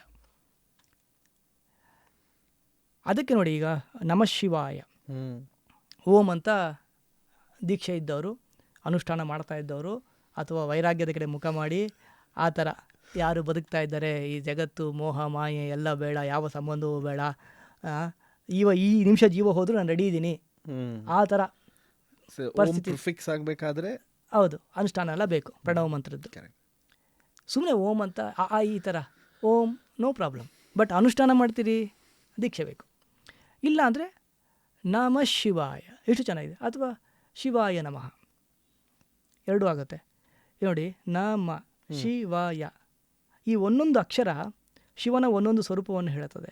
ಈ ಒಂದೊಂದು ಸ್ವರೂಪ ಒಂದೊಂದು ಪಂಚಭೂತವನ್ನು ಗವರ್ನ್ ಮಾಡುತ್ತೆ. ಓಕೆ. ಪೃಥ್ವಿ, ಅಪ್, ತೇಜು, ವಾಯು, ಆಕಾಶ ಇದೆಯಲ್ಲ, ನೀವು ಪ್ರತಿ ಸರಿ ನಮಃ ಶಿವಾಯ ಅಂತ ಅನುಷ್ಠಾನ ಮಾಡಿದಾಗಲ್ಲ ಈ ಪಂಚಭೂತಗಳು ಶುದ್ಧಿ ಆಗ್ತಾ ಹೋಗುತ್ತೆ. ಓಕೆ. ಸೊ ಅದಕ್ಕೆ ಶಿವ ಈ ಆಕಾಶ ತತ್ವಕ್ಕಿಂತ ಮೇಲೆ ಬರ್ತಾನೆ, ಮನೋಭಿಮಾನಿ. ಈ 5 ಶುದ್ಧ ಮಾಡ್ಕೊಬೇಕು ಪಂಚಾಕ್ಷರಿ ಮಂತ್ರದಿಂದ. ನಮ್ಮ ಹಿರಿಯರು ಇದಕ್ಕಾಗಿಯೇ ಸ್ಪೆಸಿಫಿಕ್ ಆಗಿ ಪ್ರಾಣ ಪ್ರತಿಷ್ಠೆ ಮಾಡಿದ್ದಾರೆ, ದೇವಸ್ಥಾನವನ್ನು ಮಾಡಿದ್ದಾರೆ. ನೀವು ತಿರುವಣ್ಣಾಮಲೆಗೆ ಹೋದರೆ ಅಲ್ಲಿ ಅಗ್ನಿಲಿಂಗ ಅಂತ. ಅಗ್ನಿಲಿಂಗ, ಕರೆಕ್ಟ್. ನಾನು ಹೋಗ್ತಿರ್ತೀನಿ, ಒಂದ್ಸರಿ ನಮ್ಮ ವಿದ್ಯಾರ್ಥಿಗಳೆಲ್ಲ ನಾ ಹತ್ರ ಹೋಗ್ಬೇಕು, ನೋಡ್ಬೇಕು ಆಚಾರ್ಯ ಅಂತ. ಆಯಿತು ಬನ್ನಿ ಅಂತ ಕರ್ಕೊಂಡೋದೆ. ಅವರು ಪುರೋಹಿತರು ಬನ್ನಿ ಅಂತ ನಿಲ್ಲಿಸಿದ್ರು. ನೀವು ಎಷ್ಟು ಹೊತ್ತು ಬೇಕಾದ್ರೆ ನಿಂತ್ಕೊಳ್ಳಿ ಅಂತ ಹೇಳಿದರು. ಜನ ಇರಲಿಲ್ಲ. ಇವರು ಹುಮ್ಮಸ್ಸಲ್ಲಿ ಬಂದವರು 10 ಗಂಟೆ ಕೂತ್ಕೊಳ್ತೀನಿ, 2 ಗಂಟೆ ಕೂತ್ಕೊಳ್ತೀನಿ, ಹಾಗಲ್ಲ ಹುಮ್ಮಸ್ಸು, ದೇವ್ರ ಹತ್ರ ಇರಬೇಕು ಅಂತ. 10 ಸೆಕೆಂಡ್ ಮೇಲೆ ನಿಲ್ಲಕ್ಕಾಗ್ತಿಲ್ಲ, ಬೆವರು ಇಳಿತದೆ. ಅಂದರೆ ಅಷ್ಟು ಬಿಸಿ ಬಿಸಿ ಬಿಸಿ ನಮ್ಗೆ ಗೊತ್ತಾಗುತ್ತೆ. ಬೇಕಾದ್ರೆ ನೋಡಿ ತಿರುವಣ್ಣಾಮಲೆ ಪೂಜೆ ಮಾಡ್ತಿರ್ತಾರಲ್ಲ, ಫುಲ್ಲು ನೀರು ಇಳಿತಾ ಇರುತ್ತೆ. ಎಂಥ ಚಳಿ ಹೊರಗಡೆ ಇರಲಿ, ಅಗ್ನಿ ಪವರ್ ನಮಗೆ ಫೀಲ್ ಆಗುತ್ತೆ. ಅದು ಅಗ್ನಿಲಿಂಗ ಅಂತ. ಜಂಬುಕೇಶ್ವರ್ ದೇವಸ್ಥಾನ ಶ್ರೀರಂಗಂ ಇದೆಯಲ್ಲ, ಅದ್ರ ಪಕ್ಕ ಬರ್ತದೆ. ಅಲ್ಲಿ ಇದು ನಮ್ಮ ಜಲತತ್ವಕ್ಕೆ ಸಂಬಂಧಪಟ್ಟ ಲಿಂಗ ಇದೆ. ಕಾಂಚೀಪುರಮಲ್ಲಿ ಪೃಥ್ವಿಲಿಂಗ ಇದೆ. ನಮ್ಮ ಚಿದಂಬರಂ ಅಲ್ಲಿ ಆಕಾಶಲಿಂಗ. ಕಾಲಹಸ್ತಿ ತಿರುಪತಿಗೆ ಹೋದಾಗೆಲ್ಲ ಹೋಗ್ತಿರಲ್ಲ, ಅದು ವಾಯುಲಿಂಗ. ಅಂದರೆ ಸ್ಪೆಸಿಫಿಕ್ ಆಗಿ ಏನು ಹೇಳ್ತೀವಿ, ಭೂತಗಳ ಸಿದ್ಧಿ ಮಾಡ್ಕೊಳ್ಳಿಕ್ಕೆ, ಶುದ್ಧಿ ಮಾಡ್ಕೊಳ್ಳಿಕ್ಕೆ ಆ ಜಾಗಕ್ಕೆ ಹೋಗಿ ಅನುಷ್ಠಾನ ಮಾಡಿದರೆ ಪಂಚಾಕ್ಷರಿ ಬೇಗ ಸಿದ್ಧಿ ಆಗ್ತದೆ. ಮತ್ತು ನಮಗೆ ಗೊತ್ತಿಲ್ಲ ದೇವಸ್ಥಾನಕ್ಕೆ ಹೋಗಿ ಏನು ಮಾಡಬೇಕು ಅಂತ. ಇನ್ನೊಂದ್ಸರಿ ಯಾವ ಥರ ಬೇಕಾದ್ರೆ ಮಾತಾಡೋಣ. ಅಲ್ಲಿ ಹೋಗಿ ಮಾಡಬಾರ್ದೆಲ್ಲ ಮಾಡಿಬರ್ತೀವಿ ನಾವು. ಸೊ ಇನ್ನಷ್ಟು ಪಾಪ ಆಗ್ತದೆ. ಇವತ್ತು ಸೆಲ್ಫೀಸ್ಗಳು ಜಾಸ್ತಿ ಬಿಡಿ, ದಟ್ ಈಸ್ ಫೈನ್. ಬಟ್ ಅದೇ ಹೇಳ್ತಾರೆ ಅಲ್ಲಿ, ಅನ್ಯಕ್ಷೇತ್ರೇ ಕೃತಂ ಪಾಪಂ ಪುಣ್ಯಕ್ಷೇತ್ರೇ ವಿನಶ್ಯತಿ ಅಂತ. ಬೇರೆ ಕಡೆ ಎಲ್ಲ ಕಡೆ ಮಾಡಿದ ಪಾಪ ಪುಣ್ಯಕ್ಷೇತ್ರದಲ್ಲಿ ಕ್ಷಣ ಮಾತ್ರದಲ್ಲಿ ಕಡಿಮೆ ಆಗ್ತದೆ ಅಂತೆ. ಆದರೆ ಪುಣ್ಯಕ್ಷೇತ್ರೇ ಕೃತಂ ಪಾಪಂ, ಪುಣ್ಯಕ್ಷೇತ್ರದಲ್ಲೇ ಹೋಗಿ ನೀನು ಮಾಡಬಾರದನ್ನು ಮಾಡಿದರೆ, ವಜ್ರದ ಲೇಪ ಮಾಡಿದರೆ ಎಷ್ಟು ವರ್ಷ ಉಳಿತದಲ್ಲ, ಅದನ್ನು ಅಳಿಸ್ಲಿಕ್ಕೆ ಆಗೋದೇ ಇಲ್ಲ ಅಂತ. ಅಲ್ಲಿ ಹೋಗಿ ಮಾಡಬಾರ್ದನ್ನು ಮಾಡಿ ಬಟ್ಟೆ ಬಿಸಾಕೋದು, ಅಲ್ಲಿ ಹೋಗಿ ಮಾತಾಡೋದು, ಗಲಾಟೆ ಮಾಡೋದು, ಇವೆಲ್ಲ ಮಾಡ್ತೀವಿ ನಾವು. ಸೊ ಅದರಿಂದ ಈ ಕಷ್ಟವನ್ನೇ ತುಂಬ ಜನ ಹೇಳ್ತಿರ್ತಾರೆ, ದೇವಸ್ಥಾನಕ್ಕೆ ಹೋದ್ರೂ ಕಷ್ಟನೇ ಪರಿಹಾರ ಆಗಲ್ಲ ನಮಗೆ ಅಂತ. ಇಂಥದ್ದೆಲ್ಲ ಮಾಡಿದ್ರೆ ಏನು ಕಷ್ಟ ಕಡಿಮೆ ಆಗುತ್ತೆ, ಇನ್ನು ಜಾಸ್ತಿ ಆಗುತ್ತೆ. We can, I mean 1 minute 60 seconds quick ಆಗಿ ಹೇಳ್ಬೋದು ಏನು ಮಾಡಬಾರ್ದು ಅಂತಂದರೆ ಟಾಪ್ 5 ಅಂತ ನಾವು ಹೇಳ್ತೀವಲ್ವಾ. ಗಮನದಲ್ಲಿ ಇಟ್ಕೊಳ್ಬೇಕಾಗ. ಐ ಪರ್ಸನಲಿ ಫೀಲ್ ದಟ್ ನಾವು ಒಂದು ಧಾರ್ಮಿಕ ಕ್ಷೇತ್ರಕ್ಕೆ ಹೋಗ್ತೀವಿ, ನಾವು ಫ್ಯಾಮಿಲಿಯವರೆಲ್ಲ ಹೋದ್ವಿ ಅಂತ ಹೇಳಿ ಒಂದು ಫೋಟೋ ಹಾಕ್ತೀವಿ, ತಪ್ಪಿಲ್ಲ, ಅದು that is fine.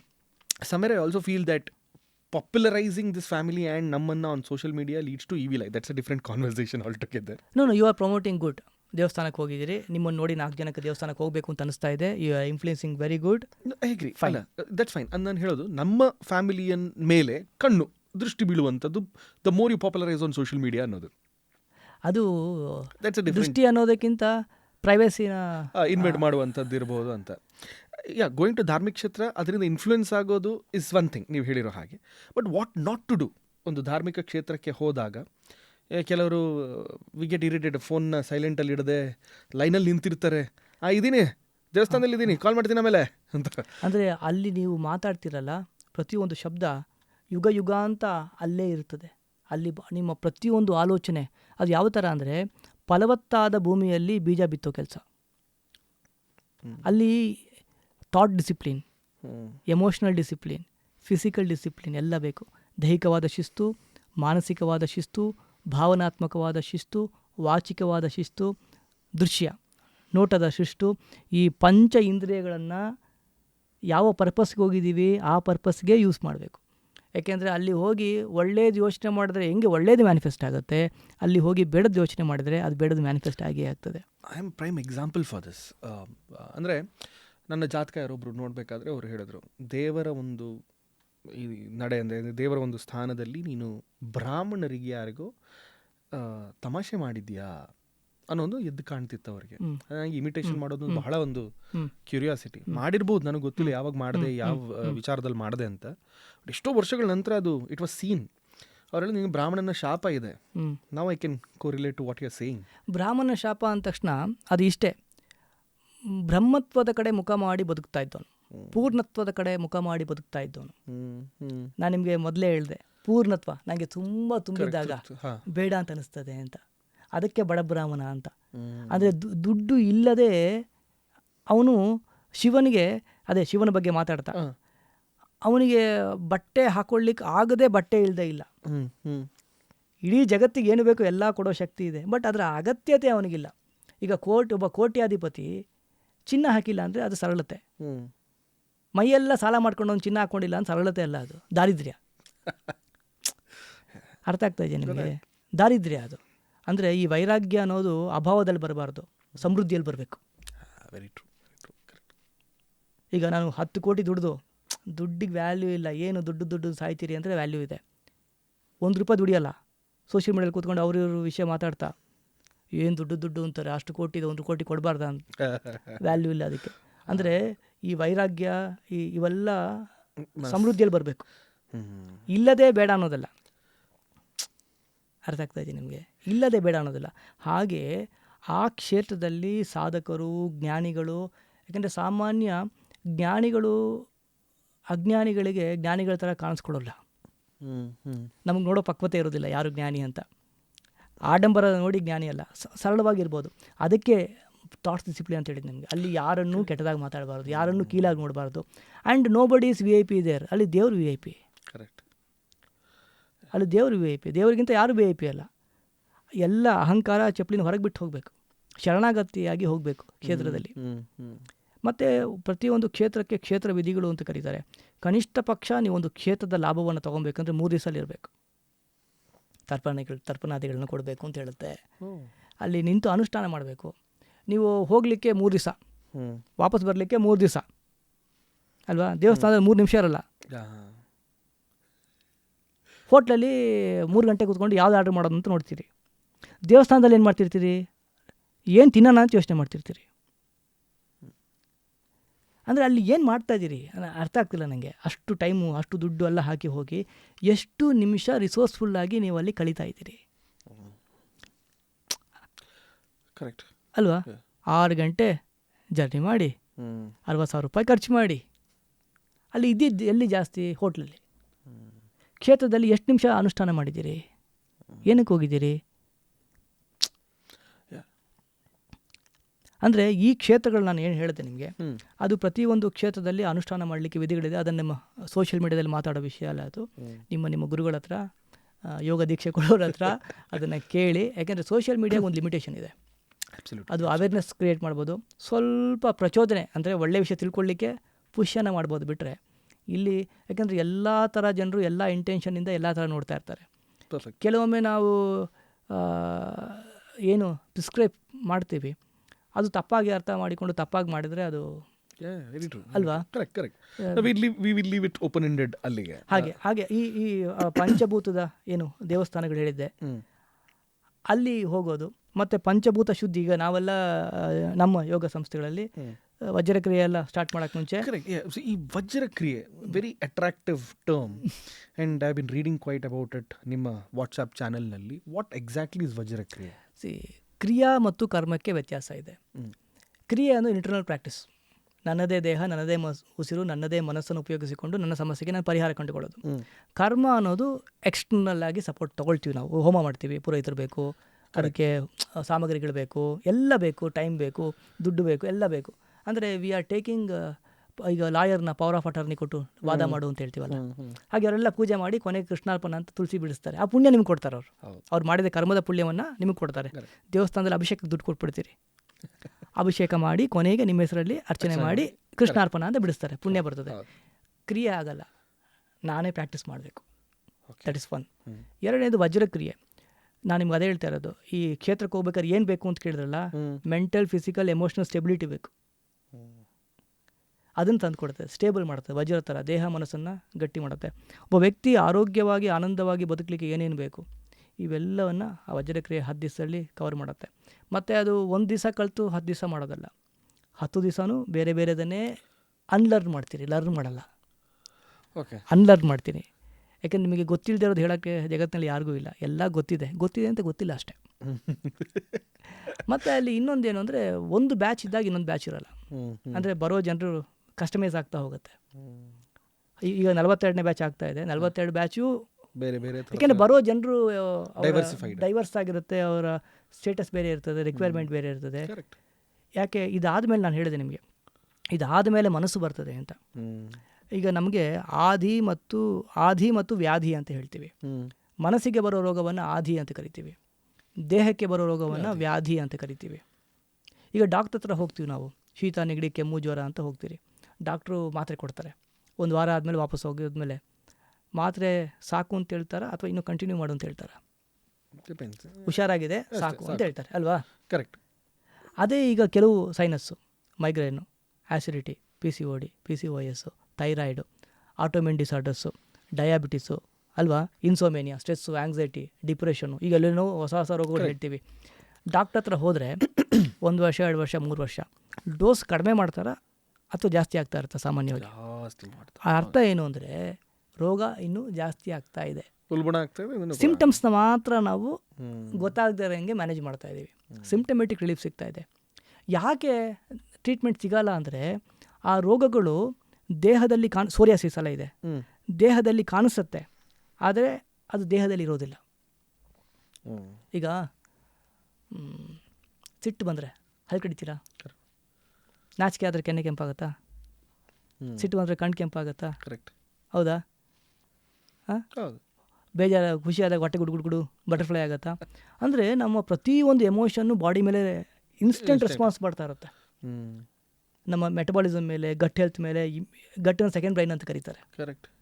Every emotion, ಅದು ಕಾನ್ಷಿಯಸ್ ಆಗಿರಲಿ ಅನ್ಕಾನ್ಷಿಯಸ್ ಆಗಿರಲಿ, ಅದು ನಮ್ಮ ದೇಹದ ಮೇಲೆ ನಿರಂತರ ಪರಿಣಾಮ ಬೀರ್ತಾ ಇರ್ತದೆ. ಇದು ಓವರ್ ಎ ಪೀರಿಯಡ್ ಏನಾಗುತ್ತೆ ಅಂದರೆ ಕ್ರೋನಿಕ್ ಆಗಿ ದೇಹದಲ್ಲಿ ಅದು ಪರ್ಮನೆಂಟ್ ಆಗಿ ರೋಗ ಕಾಣಿಸ್ಕೊಳ್ತದೆ. ಅದನ್ನು ನೀವು ದೇಹವನ್ನು ಟ್ರೀಟ್ ಮಾಡೋಕ್ಕಾಗಲ್ಲ. ಯಾಕೆ? ರೋಗ ದೇಹದಲ್ಲಿ ಕಾಣಿಸಿಕೊಳ್ತಾ ಇದ್ರೂ ಮನಸ್ಸಿಂದ ದೇಹಕ್ಕೆ ಬಂದಿರುತ್ತೆ. ಮನಸ್ಸನ್ನು ಟ್ರೀಟ್ ಮಾಡೋಣ ಅಂದರೆ ಮನಸ್ಸು ಕೈಗೆ ಸಿಗ್ತದಾ? ನೋಡ್ಲಿಕ್ಕಾಗ್ತದಾ? ಖಂಡಿತ ಇಲ್ಲ. ದಟ್ ಈಸ್ ವೇ ವಜ್ರಕ್ರಿಯೆ ಅದು ವರ್ಕ್ ಮಾಡುತ್ತೆ. ಮನಸ್ಸನ್ನು ಹತೋಟಿಗೆ ಇದು ನಮ್ಮಲ್ಲಿ ಪ್ರಾಕ್ಟೀಸ್ ಇದೆ. ನಮ್ಮಲ್ಲಿ ಆಯುರ್ವೇದದಲ್ಲಿ ಭೂತವಿದ್ಯೆ ಅಂತೆಲ್ಲ ಕರಿತಾ ಇದ್ರು. ಮೇ ಬಿ ಇತ್ತೀಚೆಗೆ ನಾನು ಕೇಳಿದ ಪ್ರಕಾರ ಸಿಲೆಬಸ್ಸಿಂದಾನೇ ಅದನ್ನು ತೆಗೆದುಬಿಟ್ಟಿದ್ದಾರೆ ಅಂತೆಲ್ಲ ಮಾತು ಕೇಳಿದೆ ನಾನು.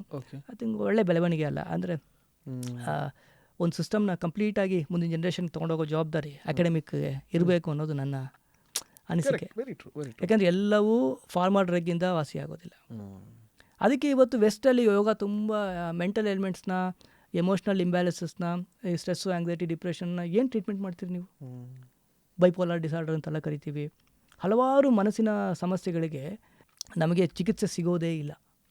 Because over the last decade ನಾವು ನೋಡಿದ್ರೆ ಮೆಂಟಲ್ ಹೆಲ್ತ್ ಅನ್ನೋದು ತುಂಬ ಜನರು ಮಾತಾಡ್ತಾರೆ. ಎಮೋಷ್ನಲ್ ಕೋಶಂಟ್ ಅಂತ ಹೇಳ್ತಾರೆ, ಅಥವಾ ಎಮೋಷ್ನಲ್ ಇಂಟೆಲಿಜೆನ್ಸ್ ಅಂತ ನಾವೇನು ಹೇಳ್ತೀವಿ ಅದು, ಅಥವಾ ಆಂಗ್ಸೈಟಿ, ಡಿಪ್ರೆಷನ್, ಇದ್ರ ಬಗ್ಗೆ ಎಷ್ಟೋ ಜನ ವೋಕಲ್ ಆಗಿ ತುಂಬ ಓಪನ್ ಆಗಿ ಮಾತಾಡೋದಕ್ಕೆ ಶುರು ಮಾಡಿದ್ದಾರೆ. And I think yoga will put all these things in the right place. Because I remember reading this, Boston ಒಂದು ಸ್ಟಡಿ ಮಾಡಿದಾಗ ಗಾಬಾ ಅಂತ ನಮ್ಮ ಬ್ರೈನಲ್ಲಿ ಆಗುವಂಥ ಒಂದು ನ್ಯೂರೋ ಟ್ರಾನ್ಸ್ಮಿಟರ್ ಏನಿದೆ ಅದನ್ನು ಕೂಡ ಕ್ಯೂರ್ ಮಾಡುವಂಥದ್ದು ಅಥವಾ ಅದನ್ನು ಸ್ವಲ್ಪ ಕಮ್ಮಿ ಮಾಡುವಂಥದ್ದು ಯೋಗ ಹೆಲ್ಪ್ ಮಾಡುತ್ತೆ ಅಂತ ಹೇಳ್ತಾರೆ.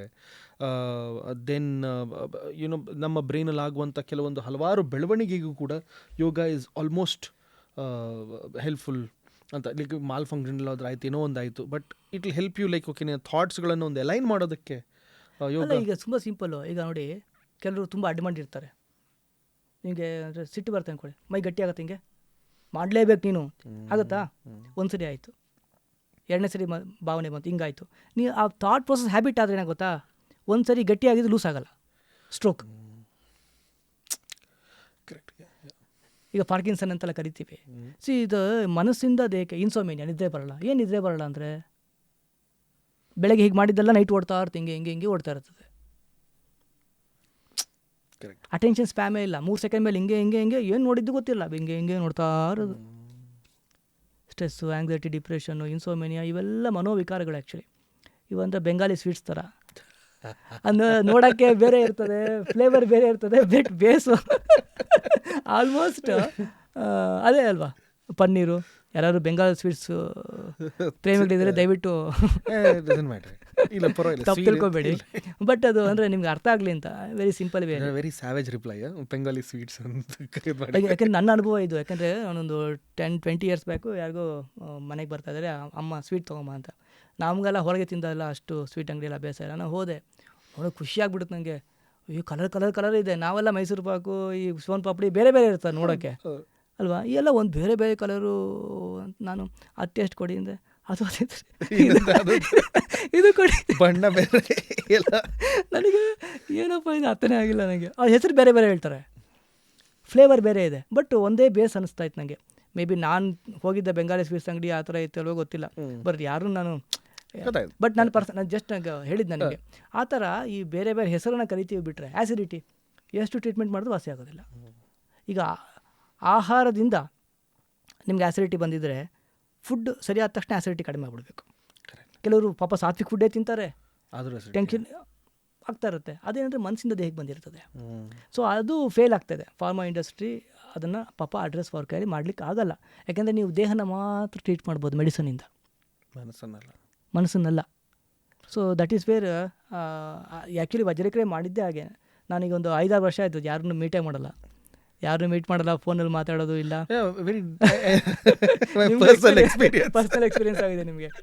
ನಾನು ಜನರನ್ನು ಮೀಟೇ ಮಾಡಲ್ಲ, ನಾನು 5 ವರ್ಷ ಆಯಿತು. ಮತ್ತು ಎಲ್ಲೂ ಫೋನಲ್ಲಿ ಮಾತಾಡೋದು ರಿಪ್ಲೈ ಎಲ್ಲ ತುಂಬ ಕಡಿಮೆ. ಹಾಗೆ ಅದೇ ಏನು ಮಾಡೋದು, ಎಲ್ಲ ಇದೇ ಸಮಸ್ಯೆಗಳು. ಆಗ ಕಲೆಕ್ಟಿವ್ ಆಗಿ ಎಲ್ಲ ಸಮಸ್ಯೆಗೂ ಪರಿಹಾರ ಸಿಗಲಿ ಅಂತಲೇ ವಜ್ರಕ್ರಿಯೆ ಡಿಸೈನ್ ಮಾಡಿದ್ದು. ಅದು ಆ್ಯಕ್ಚುಲಿ ಮಾಡಿದ್ದು ಕೋವಿಡ್ ಟೈಮಲ್ಲಿ ಒಂದು ಬ್ಯಾಚ್ ಮಾಡೋಣ ಅಂತ.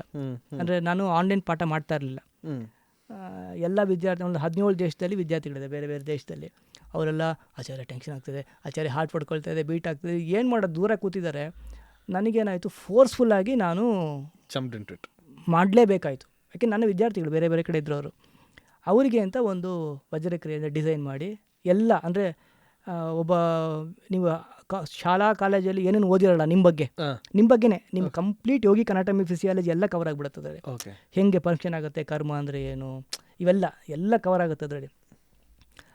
ಅದನ್ನು ಮಾಡಿದೆ. ಅದು ಒಂದು ಬ್ಯಾಚನ್ನು ಸ್ಟಾರ್ಟ್ ಆಗಿದ್ದು, ಇವತ್ತು 42ನೇ ಬ್ಯಾಚ್ ಆಗ್ತಾಯಿದೆ. ಏನು ಜಸ್ಟ್ ಸ್ಪ್ಯಾಮ್ ಆಫ್ 1.5-2 ಇಯರ್ಸ್, 2.5 ಇಯರ್ಸಲ್ಲಿ. ಅಂದರೆ ಆರ್ಗ್ಯಾನಿಕ್ಕಾಗಿ ಆಗ್ತಾ ಹೋಗ್ತಾ ಇದೆ. ಅಂದರೆ ಅನಿಸಿದ್ದೇನೆಂದರೆ ನಾನು ದೊಡ್ಡಷ್ಟಕ್ಕೆ ಅಲ್ಲ, ಅಷ್ಟು ಸಮಸ್ಯೆ ಇದೆ ಜನರಿಗೆ ಅಂತ. ಪಾಪ ಅವ್ರಿಗೆ ಹೇಳ್ಕೊಳಕ್ಕಾಗಲ್ಲ. ಅಬ್ಸಲ್ಯೂಟ್ಲಿ ಮೆಂಟಲ್ ಪೀಸ್ ತುಂಬ, ಮೆಂಟಲ್ ಹೆಲ್ತ್ ತುಂಬ important. Because I want to put this point ಇವತ್ತು. ಅಂದರೆ ಮೋಸ್ಟ್ ಆಫ್ ಅಸ್ ಲೈಕ್ ಈಗ ಸೋಷಿಯಲ್ ಮೀಡಿಯಾದಲ್ಲಿ ಎಲ್ಲಿಂದಾನೋ ಒಂದು ಕಾಂಟೆಂಟ್ ತೆಗೋತೀವಿ, ನಾವು ಮಾತಾಡ್ತೀವಿ, ಆ್ಯಂಡ್ ನೋಡಿ ಇಷ್ಟು ಲೈಕ್ಸ್ ಎಲ್ಲ ಬರುತ್ತೆ ಅಂತ. ಮನುಷ್ಯನಿಗೆ ಬೇಕಾಗಿರೋದು ಗುರು ಮತ್ತು ಗುರಿ. ಆ ಗುರುವಿನ ಸ್ಥಾನವನ್ನು ನೀವು ತುಂಬಿದ್ದೀರಾ ಅಂತ. ಆ್ಯಂಡ್ ಫ್ರಾಂಕ್ಲಿ ಸ್ಪೀಕಿಂಗ್, ಜನರಿಗೆ ಎಲ್ಲಿ ಯಾವ ದಿಕ್ಕಿನಲ್ಲಿ ಓಡಬೇಕಂತ ಗೊತ್ತಿರಲಿಲ್ಲ ಬಹುಶಃ. And I think 42 sessions of Vajrakriya speaks that you are asking people ಈ ಗುರಿಯಲ್ಲಿ ಹೋಗು, this is how you have to be ಅನ್ನೋದು. That's my feeling. ಈಗ ನಮ್ಮದೊಂದು ಪಾಲಿಸಿ ಏನು ಅಂದರೆ, ನಾನು ಯಾವುದೇ ಸಿದ್ಧಾಂತವನ್ನು ಹೇಳೋದಿಲ್ಲ, ನಾ ಇದೇ ಸತ್ಯ ಅಂತ ಹೇಳೋದೇ ಇಲ್ಲ. ಯಾಕಂದರೆ ಕೃಷ್ಣನೇ ಹೇಳಿಲ್ಲ ಅದನ್ನು, ನಾನೇನು ಹೇಳೋದು, ಅವನಕ್ಕಿಂತ ದೊಡ್ಡವನ, ಅವನು ಜಗದ್ಗುರು. ಸೊ ನಾನೇನು ಹೇಳ್ತೀನಿ ಅಂದರೆ, ಇದು ಹೀಗಿದೆ, ಈ ಅಕ್ಸೆಪ್ಟ್ ಆರ್ ರಿಜೆಕ್ಟ್, ಇದೇ ಸತ್ಯ ಅಂತ ಹೇಳೋದಿಲ್ಲ. ಯಾಕೆಂದರೆ ನಾನು ಕಂಡದ್ದೇ ಸತ್ಯ ಅಂತ ನನಗೆ ಯಾಕೆ ಭ್ರಮೆ ಬೇಕು? ನಾಳೆ ತಪ್ಪಾಗಿರ್ಬೋದಲ್ಲ, ನೀವು ಕಂಡು ಸತ್ಯ ಇರ್ಬೋದು. ಸೊ ನಾವು ಇಲ್ಲಿ ಏನು ಮಾಡ್ತೀವಿ ಅಂದರೆ, ಮೆಥಡ್ಸ್, ಟೂಲ್ಸ್ನ ಕೊಡ್ತೀವಿ. And you should find your truth. ಯಾಕೆಂದರೆ ಇದೇ ಸತ್ಯ ಅಂತ ತೀರ್ಮಾನ ಮಾಡಿ ಕೂತ್ರೆ ನಂಗೆ ಅದೇ ಕಾಣ್ತದೆ. ಒಬ್ಬ ಸತ್ಯದ ಅನ್ವೇಷಣೆ ಮಾಡೋನಿಗೆ ಇರಬೇಕಾದ ಒಂದು ಮುಖ್ಯ ಲಕ್ಷಣ ಏನು ಅಂದರೆ, ಪೂರ್ವಾಗ್ರಹ ಇರಬಾರ್ದು, ಜಡ್ಜ್ ಮಾಡಬಾರ್ದು, ಅಸ್ಯೂಮ್ ಮಾಡಬಾರ್ದು, ಯಾವುದನ್ನು ಅನುಭವಕ್ಕೆ ಬರದೆ ಒಪ್ಪಬಾರ್ದು. ನಾನು ಆ ಮಾರ್ಗದಲ್ಲಿದ್ದೀನಿ, ನಾನು ಇನ್ನೊಬ್ಬರನ್ನ ರೆಸ್ಪೆಕ್ಟ್ ಮಾಡ್ತೀನಿ. ಇದೇ ಸತ್ಯ ಅಂತ ಯಾರಿಗೂ ಹೇಳೋದಿಲ್ಲ ನಾನು. ಇವತ್ತು ನಾನು ಮಾತಾಡ ವೈಷ್ಣವ ಶೈವ ಅಂತ, ನಾನು ಇದನ್ನು ಫಾಲೋ ಮಾಡ್ತಾ ಇದ್ದೀನಿ. ಡಜನ್ ಮೀನ್ ದಟ್ ಬೇರೆಯವರೆಲ್ಲ ದಡ್ರು ಅಂತ ಮಾತಾಡೋದು ತಪ್ಪು. ಅದು ಅವರ belief, I mean that's the way that they are. ಯಾಕೆಂದರೆ ಒಂದು 10-15 ಇಯರ್ಸ್ ಬ್ಯಾಕು ನಾನು ಪ್ರೋ ಕಮ್ಯುನಿಸಮು ಹಂಗಿದ್ದವು, ನಾನು ಪ್ರಗತಿಪರ, ಹೀಗೆ ಗಲಾಟೆ ಮಾಡಿಕೊಂಡು ನನ್ನ ಕಾಲೇಜಿಂದ ಹೊರಗೆ ಹಾಕಿದ್ರು. ಸಿದ್ಧವನ ಗುರುಕುಲದಲ್ಲಿದ್ದೆ. ಪಾಪ ಮಹಾಬಲ ಭಟ್ರು ನೋಡ್ತಾ ಇರ್ಬೋದು, ಅವರು ವಾರ್ಡನ್ ಅವರು, ಪಾಪ ಒಳ್ಳೆ ತುಂಬ ಸಾತ್ವಿಕವಾದ ಜೀವಿ, ತುಂಬ ಸ್ಟ್ರಿಕ್ಟ್ ಅವರು. ನಾನು ತೆಗೆದು ಹೊರಗೆ ಹಾಕಿ ಇಂಥವೇ ಕೆಲಸ ನಂದು. ಇದು ಹೋರಾಟ, ಪ್ರಗತಿಪರ, ಎಲ್ಲ ಒಂದಾಗ್ಬಿಡ್ಬೇಕು, ಸಮಾನತೆ, ಈ ಎಲ್ಲ ಹಿಂದೆ ಗಲಾಟೆಗಳು, ಜಾತಿ, ಮಹಾಬ್ರಾಹ್ಮಣ ದ್ವೇಷಿ, ಮಹಾ ಸಂಸ್ಕೃತಿ ದ್ವೇಷಿ, ಈಗಿದ್ದವನು ನಾನು ಒಂದು ಕಾಲದಲ್ಲಿ. ಸೊ ಆಗಲೂ ನಾನು ಟ್ರೂ ಆಗಿದ್ದೆ, ಈಗಲೂ ಟ್ರೂ ಆಗಿದ್ದೀನಿ. ಆ ಬದಲಾವಣೆ ಇವತ್ತಾಗಿ, ನಾಳೆ ಇನ್ನೇನಾಗ್ತೀನಿ ನಂಗೆ ಗೊತ್ತಿಲ್ಲ. I am open to explore, I am explorer. ಆದರೆ ನನಗೆ ಕಂಡ ಸತ್ಯವನ್ನು ಶಾಸ್ತ್ರಕ್ಕೆ ವಿರೋಧ ಇಲ್ಲದೆ ನಾನು ಅದನ್ನು ನಿಮಗೆ ಶೇರ್ ಮಾಡ್ತೀನಿ. ನಿಮಗೆ ವರ್ಕ್ ಆದರೆ ಪ್ರಾಕ್ಟೀಸ್ ಮಾಡ್ಬೋದು, ಇಲ್ಲಾಂದರೆ you will find your way. Coming back to once again ನಮ್ಮ ಮನಸ್ಸು ಆ್ಯಂಡ್ ಥಿಂಗ್ಸ್ ಲೈಕ್ ದ್ಯಾಟ್. ಈಗ ಮನಸ್ಸು ಚಂಚಲ ಅಂತ ನಾವು ಹೇಳ್ತೀವಿ. ಮನಸ್ಸೇ ಎಲ್ಲ, ಮನಸ್ಸಿನಿಂದನೇ ನಾವು ಮುಂದೆ ಬರುವಂಥ ಒಂದು ಸ್ಥೈರ್ಯ, ಆತ್ಮಸ್ಥೈರ್ಯ ಇದೆಲ್ಲ ನಮಗೆ ಸಿಗುತ್ತೆ ಅಂತ ಹೇಳ್ತೀವಿ. ಮನಸ್ಸನ್ನು ಹತೋಟಿಯಲ್ಲಿ ಇಟ್ಕೊಳ್ಳೋದು ಹೇಗೆ? ಹತೋಟಿಗೆ ಬಂದರೆ ಅದನ್ನು ಮನಸ್ಸು ಅಂತ ಕರೆಯೋದಿಲ್ಲ. First time I am hearing this. ಹತೋಟಿಗೆ ಬಂದರೆ ಅದನ್ನ ಮನಸ್ಸಿನ ಲಕ್ಷಣವೇ ಚಂಚಲತೆ. ಮನಸ್ಸು ಇರೋದೇ ಹಾಗೆ. ಇದು ಯಾವ ಥರ ಅಂದರೆ ಕಹಿಯಾದ ಬೆಲ್ಲವನ್ನು ಹೇಗೆ ಮಾಡೋದು, ಬೆಲ್ಲದಲ್ಲಿ ಸಿಹಿಯನ್ನು ಹೇಗೆ ತೆಗೆಯೋದು, ಮೈಸೂರು ಪಾಕನ್ನು ಹೇಗೆ ಸಿಹಿ ಇಲ್ಲದೆ ಮೈಸೂರು ಪಾಕ್ ಮಾಡೋದು, ಮೈಸೂರು ಪಾಕೇ ಆಗಿರೋದಿಲ್ಲ ಅದು. ಮನಸ್ಸು ಇರೋದೇ ಹಾಗೆ. ಒಂದಕ್ಕಿಂತ ಹೆಚ್ಚು ಆಪ್ಷನ್ಸ್ನ ಕೊಡೋದೇ ಮನಸ್ಸಿನ ಕೆಲಸ.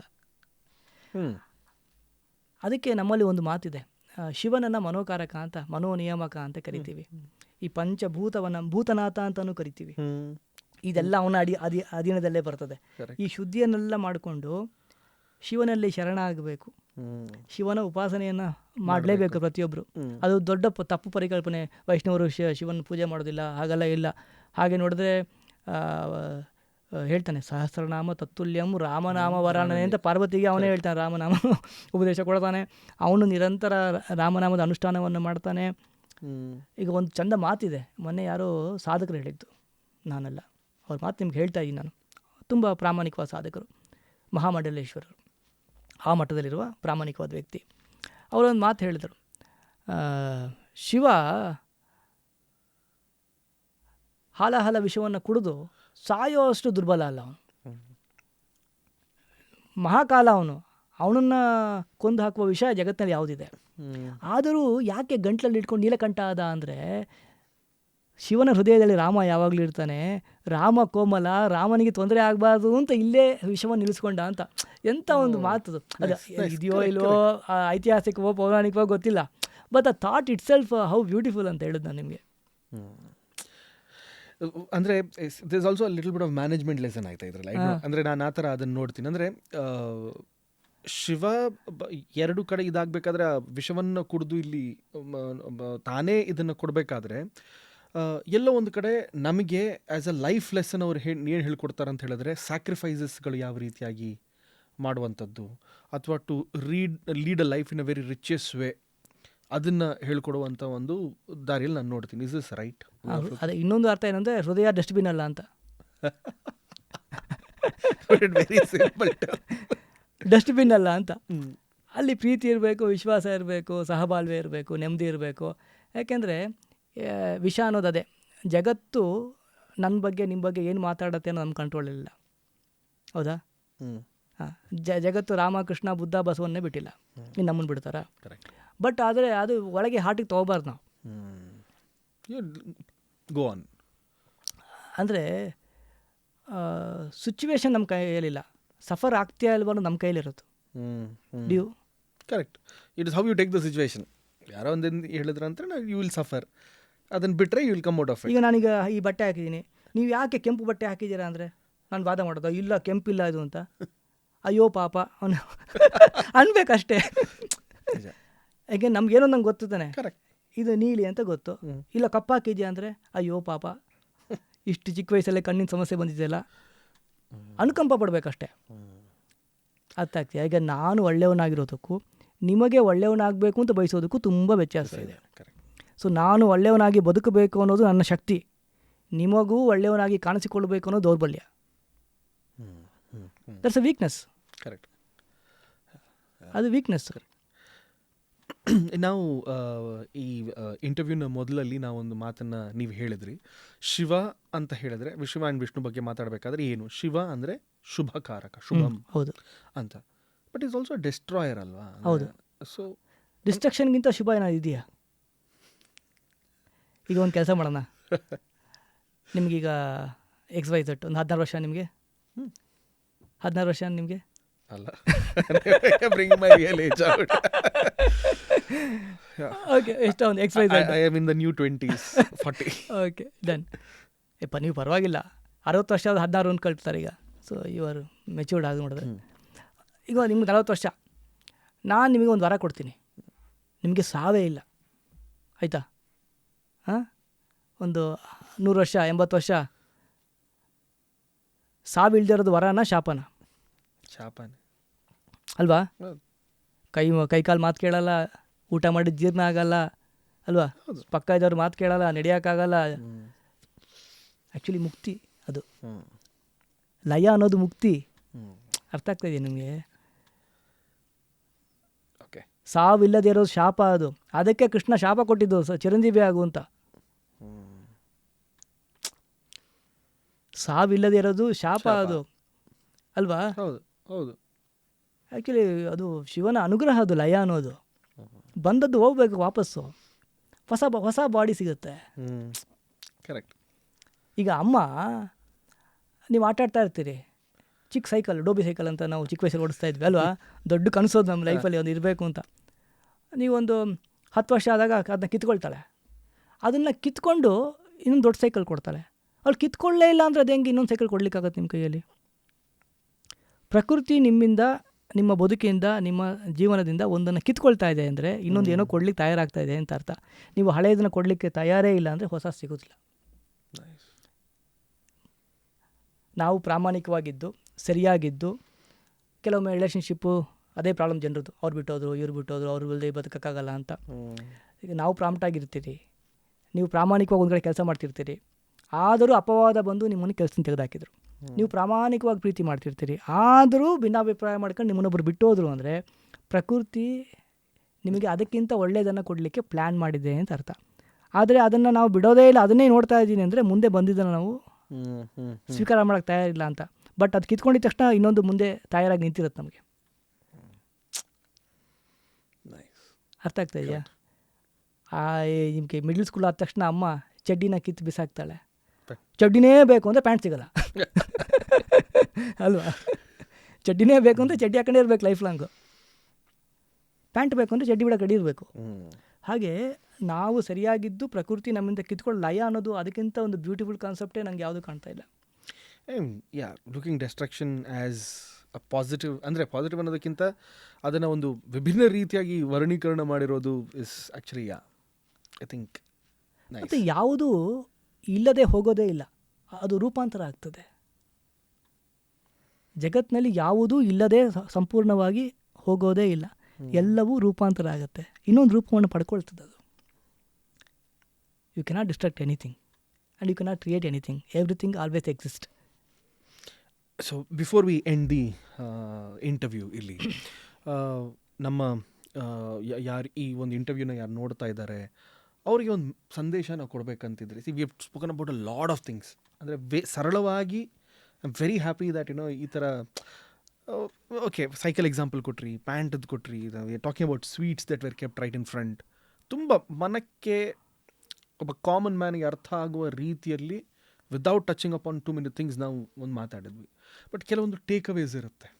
ಲೈಕ್ ಆಚಾರ್ಯ ಅರುಣ್ ಪ್ರಕಾಶ್ ಅವ್ರು ಏನೋ ಒಂದು ಹೇಳಿದ್ರು, ಟಕ್ ನನಗೊಂದು ತಲ್ಲಿ ಇಟ್ಕೊಳ್ಳೇಬೇಕಂದ್ರೆ ಒಬ್ಬ ಮನುಷ್ಯನಾಗಿ ನಾನು ಬೆಳಿಬೇಕು ಅನ್ನೋದಂತಿದ್ದರೆ, ಐ ಸ್ಟಿಲ್ ರಿಮೆಂಬರ್ ನೀವು ಹೇಳಿದ ಫಸ್ಟ್ ಮಾತು ಏನಂತ ಹೇಳಿದ್ರೆ ತೃಪ್ತಿ, ಸ್ಯಾಟಿಸ್ಫ್ಯಾಕ್ಷನ್ ಬೇಕು ಅಂತ. ಇದಲ್ಲದೆ ಒಬ್ಬ ನೋಡುವ ಯಾರೊಬ್ಬ ಸಬ್ಸ್ಕ್ರೈಬರ್ ಇರ್ತಾನೆ ಅಥವಾ ಯಾರೊಬ್ಬ ವ್ಯೂವರ್ ಇರ್ತಾನೆ, ಅವನಿಗೆ ಏನು ಹೇಳೋದಕ್ಕೆ ಇಷ್ಟಪಡ್ತೀರ? ಅದೇ ಒಂದೇ ಮಾತು ಹೇಳಬೇಕು ಅಂದರೆ, ನಾವು ಪ್ರಾಮಾಣಿಕವಾಗಿ ಒಳ್ಳೆಯವರಾಗಿ ಬದುಕಬೇಕು, ಅದು ನಮ್ಮ ಶಕ್ತಿ. ಇನ್ನೊಬ್ಬರಿಗೆ ಜಗತ್ತಿಗೆ ಒಳ್ಳೆಯವರಾಗಬೇಕು ಅಂತ ಬಯಸಬಾರ್ದು, ಅದು ಯಾವತ್ತೂ ಸಾಧ್ಯ ಇಲ್ಲ.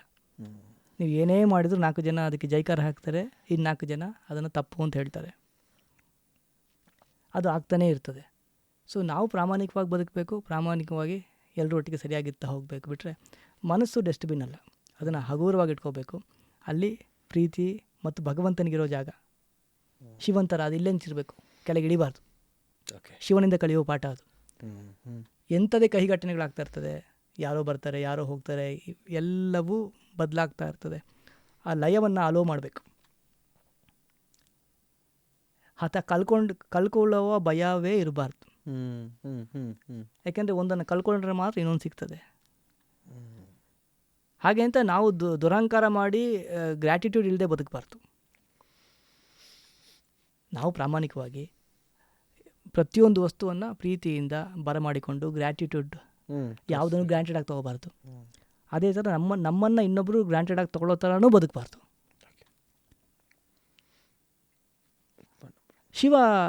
ಶಿವನ ಸ್ವರೂಪ ಅಂಥದ್ದು. ಶಿವ ಏನೆಲ್ಲ ಮಾತಾಡಿದ್ನಲ್ಲ, ಇವೆಲ್ಲವೂ ಕೂಡ ಶಿವನ ಉಪಾಸನೆಯಿಂದ ನಮ್ಗೆ ಸಿಗ್ತದೆ. ನಿರ್ವಿಕಾರವಾಗಿ ಆಗಿಬಿಡ್ತೇವೆ ಶಿವಂತರ. ಅವನಿಗೆ ಸುಖ ದುಃಖ ಚಳಿ ಗಾಳಿ. ಈಗ ನಾಗಾ ಸಾಧುಗಳು ನೋಡ್ತಿರಲ್ಲ, ಹೌದು. ಹಾಂ, ಚಳಿಯಲ್ಲಿ ಬೈ ಬಿಟ್ಕೊಂಡಿರ್ತಾರೆ, ಬಿಸಿಲಲ್ಲಿ ಸುತ್ತ ಅಗ್ನಿ ಇಟ್ಕೊಂಡು ತಪಸ್ಸು ಮಾಡ್ತಾ ಇರ್ತಾರೆ. ಅಂದರೆ ಅರ್ಥ ಏನು ಅಂದರೆ, ನಮ್ಮನ್ನು ನಾವು ಹೆಂಗೆ ಟ್ರೈನ್ ಮಾಡ್ಕೊಳ್ತೀವಿ ಅಂದರೆ, ಜಗತ್ತಿನ ಯಾವ ವಿಷಯವೂ ಕೂಡ ನನಗೆ ಬೇಜಾರನ್ನು ಮಾಡಬಾರ್ದು, ಖುಷಿಯನ್ನು ಕೊಡಬಾರ್ದು. ನನ್ನ ಜೀವನದ ಕೀಲಿಕೈ ನನ್ನ ಕೈಯಲ್ಲೇ ಇರೋದು. ಅದು ನಾಗಾ ಸಾಧುವಿನ ಟ್ರೈನಿಂಗು. ನಮಗೆ ಚಾಯ್ಸ್ ಇದೆ, ಇದು ಹೋಗಲಿದ್ರೆ ಖುಷಿ, ಯಾರಾದರೂ ಸ್ವಲ್ಪ ಪಿಂಚ್ ಮಾಡಿದೆ, ಈಗ ಪಿಂಚ್ ಮಾಡಿದ್ರೆ ಬೇಜಾರಾಗ್ಬಿಡುತ್ತೆ ಅವರಿಗೆ. ನೀನು ನನ್ನ ಖುಷಿಗೆ ನೀನು ಹೊಗಳಿಕೆಯೂ ಅಗತ್ಯ ಇಲ್ಲ, ಅಥವಾ ನಿನ್ನ ತೆಗಲಿಕೆಯೂ ನನಗೆ ಬೇಜಾರನ್ನು ಮಾಡೋದಿಲ್ಲ, ಯಾಕೆಂದರೆ ನನಗೆ ಗೊತ್ತು ನಾನು ಏನು ಅಂತ. ಸೊ ಪ್ರತಿಯೊಬ್ಬರು ಆ ಥರ ಆ ಶಿವನ ಅನುಗ್ರಹವನ್ನು ಪಡ್ಕೊಂಡು ಶಿವರಾತ್ರಿಯನ್ನು ನಿಜವಾದ ಅರ್ಥದಲ್ಲಿ ಶಿವನಂತೆ ಶಿವನ ಗುಣಗಳನ್ನು ನಾವು ರೂಢಿಸಿಕೊಂಡು ಬದುಕನ್ನು ಶಿವನಂತೆ ನಿರ್ವಿಕಾರವಾಗಿ ಆನಂದವಾಗಿ ಸಂತೃಪ್ತಿಯಾಗಿ, ಅದು ಬೇಕು ಇದು ಬೇಕು ಇದಿದ್ದರೆ ಸಂತೋಷ ಅಂತಲ್ಲ, ಸಂತೋಷವಾಗಿರೋದು ಸ್ವಭಾವ ಆಗಬೇಕು. ಯಾಕೆಂದರೆ ಹೇಳ್ತಾರೆ, ಒಂದು ಬಯಕೆಯ ಮಹತ್ವ ಅದು ಈಡೇರೋ ತನಕ ಅಂತ. ಒಂದ್ಸಲ ಈಡೇರಿದ ತಕ್ಷಣ ವ್ಯಾಲ್ಯೂ ಇದೆ, ಇನ್ನೊಂದು ಬಯಸಕ್ಕೆ ಸ್ಟಾರ್ಟ್ ಮಾಡಿರ್ತೀವಿ.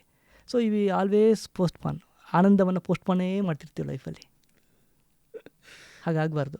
ಇರೋದ್ರಲ್ಲಿ ಆನಂದವಾಗಿರ್ಬೇಕು. ಏನಿದೆಯೋ ಅದು ಈಗಿನ ಈ ಕ್ಷಣದಲ್ಲಿ ಏನಿದೆ ಎಲ್ಲವನ್ನ ಅಕ್ಸೆಪ್ಟ್ ಮಾಡಬೇಕು. ಯಾಕೆಂದರೆ ಎಲ್ಲವೂ ಟೆಂಪ್ರರಿ. Live the moment. ಒಂದು ಬೋರ್ಡ್ ಹಾಕಬೇಕು, ದಿಸ್ ಮಿನಿಟ್ ಈಸ್ ಅಲ್ವಾ, ಈ ನಿಮಿಷ ಟೆಂಪ್ರರಿ ಅಂತ ಬೋರ್ಡ್ ಹಾಕಬೇಕು. ಕಷ್ಟ ಬಂದಾಗಲೂ ಓದಬೇಕು, ದುಃಖ ಬಂದಾಗಲೂ ಓದಬೇಕು, ಯಾರು ಬೈದಾಗಲೂ ಓದಬೇಕು, ಸುಖದಲ್ಲಿ ಓದಬೇಕು. ಯಾಕಂದರೆ ಆ ಮೂಮೆಂಟು ಪಾಸ್ ಆಗ್ತಾ, ಅದೇ ಲಯ. ಲಯ ಆಗಲಿಕ್ಕೆ ಬಿಡಬೇಕು, ಕ್ಯಾರಿ ಮಾಡಬಾರ್ದು. ಕ್ಯಾರಿ ಆದರೆ ದೇಹದಲ್ಲಿ ಮನಸ್ಸಲ್ಲಿ ರೋಗ ಬರ್ತದೆ. Such a beautiful depiction of life, I must say. ಅಂದರೆ ಥ್ಯಾಂಕ್ ಯು ಸೋ ಮಚ್. ಈಗ once again so much inspiring words. ಇವತ್ತಿನ ಟೈಮಲ್ಲಿ ಐ ಥಿಂಕ್ ಜನರಿಗೆ ಬಹಳ ಬೇಕಾಗಿರುವಂಥದ್ದು ಇದೇ ಥರದ ಮಾತುಗಳು. ಅಂತಂದರೆ ಇನ್ಸ್ಪೈರಿಂಗ್ ಆಗಿದ್ದು ಕೂಡ ಅವ್ರಿಗೆ ಅರ್ಥ ಆಗುವಂಥದ್ದು. ಅಂದರೆ self realisation is the most important thing. ನಾವು ಅಲಾರ್ಮ್ ಇಟ್ಕೊಂಡಿರ್ತೀವಿ, ವಿ ಪ್ರೊಕಾಸ್ಟಿನೇಟ್ ಅಲಾರ್ಮ್ನ ಒಂದು ಸ್ವಲ್ಪ ಸ್ನೂಸ್ ಬಟನ್ ಮಾಡಿ, I am classic example for that. ಅಂದರೆ ಎಷ್ಟೋ ಸಲ ಅಂದ್ಕೊಳ್ತೀವಿ ನಾವು ಈ ಥರ, but it's so nice of you to have put it across. ಅಂದರೆ ಈ ರೀತಿಯಾಗಿ thank you so much. And I have no words actually to say. I am very ಅಂದರೆ ಜ್ಞಾನದಲ್ಲಿ, ಏಜ್ನಲ್ಲಿ ಅಥವಾ from more of an experience ನಾನು ನಿಮಗಿಂತ ಚಿಕ್ಕ. ಅಯ್ಯೋ Narayana, all I can say is ತುಂಬ ಧನ್ಯವಾದಗಳು ನೀವು ಈ ಒಂದು ಇಂಟರ್ವ್ಯೂಗೆ ಬಂದದ್ದಕ್ಕೆ ಆ್ಯಂಡ್ ಜನರಿಗೆ ಮನವರಿಕೆ ಮಾಡಿಕೊಟ್ಟಿದ್ದಕ್ಕೆ. ಬಹಳ ಜನರು ಏನು ಮಾಡ್ತಾರೆ ಅಂದರೆ, ತಮ್ಮಲ್ಲಿರೋ ಜ್ಞಾನ ಬೇರೆ ಯಾರಿಗೆ ಕೊಡಬೇಕು ಅನ್ನೋದು ಭಾವನೆ. ಅಂದರೆ ಬಹಳ ಸರಳವಾಗಿ ಅರ್ಥಪೂರ್ಣವಾಗಿ ತಗೋಬರು, this is it life, you will be contented with whatever you have. ಸಿಂಪಲ್ಲಾಗಿ ಹೇಳಿರುವಂಥ ನಿಮಗೆ I really wish good things happen and ಇನ್ನಷ್ಟು ನಮಗೆ ಜ್ಞಾನವನ್ನು ಕೊಡುವಂಥ ಒಂದು ಭಾಗ್ಯ ಸಿಗಲಿ ಅಂತ. ಅಂದರೆ ನಾವಿವತ್ತು ಬರೀ ಶಿವನ ಬಗ್ಗೆ ಮಾತಾಡಿದ್ವಿ, but there are lot more things. ನೀವು ಪಂಚಭೂತಗಳ ಬಗ್ಗೆ ಹೇಳಿದ್ರಿ, ನಿಮ್ಮ ವಾಟ್ಸಪ್ ಚಾನಲ್ ಮತ್ತು ನಿಮ್ಮ ಯೂಟ್ಯೂಬ್ ಚಾನಲ್ ಸ್ವಂತ ನಾವು ಫಾಲೋ ಮಾಡಿದ್ರಿ. ನೀವು ಭೂತರಾಜನ್ನ ಹುಡ್ಕೊಂಡು ಹೋಗುವಂಥ ಒಂದು ವಿಡಿಯೋ, ನಿಮ್ಮ ಶಿಷ್ಯಂದ್ರನ್ನ ಒಂದು ಟೂರ್ ಮೇಲೆ ಕರ್ಕೊಂಡು ಹೋಗಿ ಅನ್ನಪೂರ್ಣೇಶ್ವರಿ ಆ ಜಾಗಕ್ಕೆ ಕರ್ಕೊಂಡು ಹೋಗಿ ಯಾವ ರೀತಿಯಾಗಿ ಪಾರ್ವತಿ ಅಲ್ಲಿಗೆ ಬಂದು ಒಂದು ಏನೋ ಒಂದು ಸ್ಥಳವನ್ನು ಇದು ಮಾಡ್ತಾರೆ, ಭಿಕ್ಷೆ ಬೇಡಿಕೊಂಡು ಇದು ಮಾಡ್ತಾರೆ, ಪರಮಶಿವನಿಗೆ ಆವಾಗ ಒಂದು ಇದಿರುತ್ತೆ ಅಂತ. It's so inspiring, it's so touchy. And I only pray to God that good things happen, more followers, more number of disciples, and also you spread happiness, as simple as that. Thank you so much. ತುಂಬ ಧನ್ಯವಾದ. ನಿಮಗೂ ಒಳ್ಳೆಯದಾಗಲಿ. ನಿಮ್ಮಿಂದ ಒಳ್ಳೆಯ ಥರ ಸಮಾಜಕ್ಕೆ ಒಳ್ಳೆಯ ವಿಷಯಗಳು ನಿಮ್ಮಿಂದ ಸಿಗೋ ಥರ ಭಗವಂತ ನಿಮ್ಮ ಹೃದಯದಲ್ಲಿ ನಿಂತು ಪ್ರೇರಣೆ ಮಾಡಲಿ. ಧನ್ಯವಾದ. ತುಂಬ ಒಳ್ಳೆ ಕೆಲಸ ಮಾಡ್ತೀರಿ. ಒಳ್ಳೆಯದಾಗಲಿ. ಶ್ರೀಕೃಷ್ಣ ನಮಸ್ತೆ. ಐ ಹೋಪ್ ಆಚಾರ್ಯ ಅರುಣ್ ಪ್ರಕಾಶ್ ಅವರು ಹೇಳಿರೋ ಹಾಗೆ ನಿಮಗೂ ಕೂಡ ಮನಸ್ಸಿಗೆ ತೃಪ್ತಿಯಾಗಿದೆ ಅಂತ. So satisfaction is the most important thing in anyone's life ಅಂತ ಹೇಳೋ ಹಾಗೆ ನಿಮಗೂ ಕೂಡ ಈ ವಿಡಿಯೋ ತೃಪ್ತಿ ಕೊಟ್ಟಿದೆ ಮನಸ್ಸಿಗೆ ಅಂತ ಹೇಳಿದ್ರೆ, ದೆನ್ ವೈ ವೇಟ್?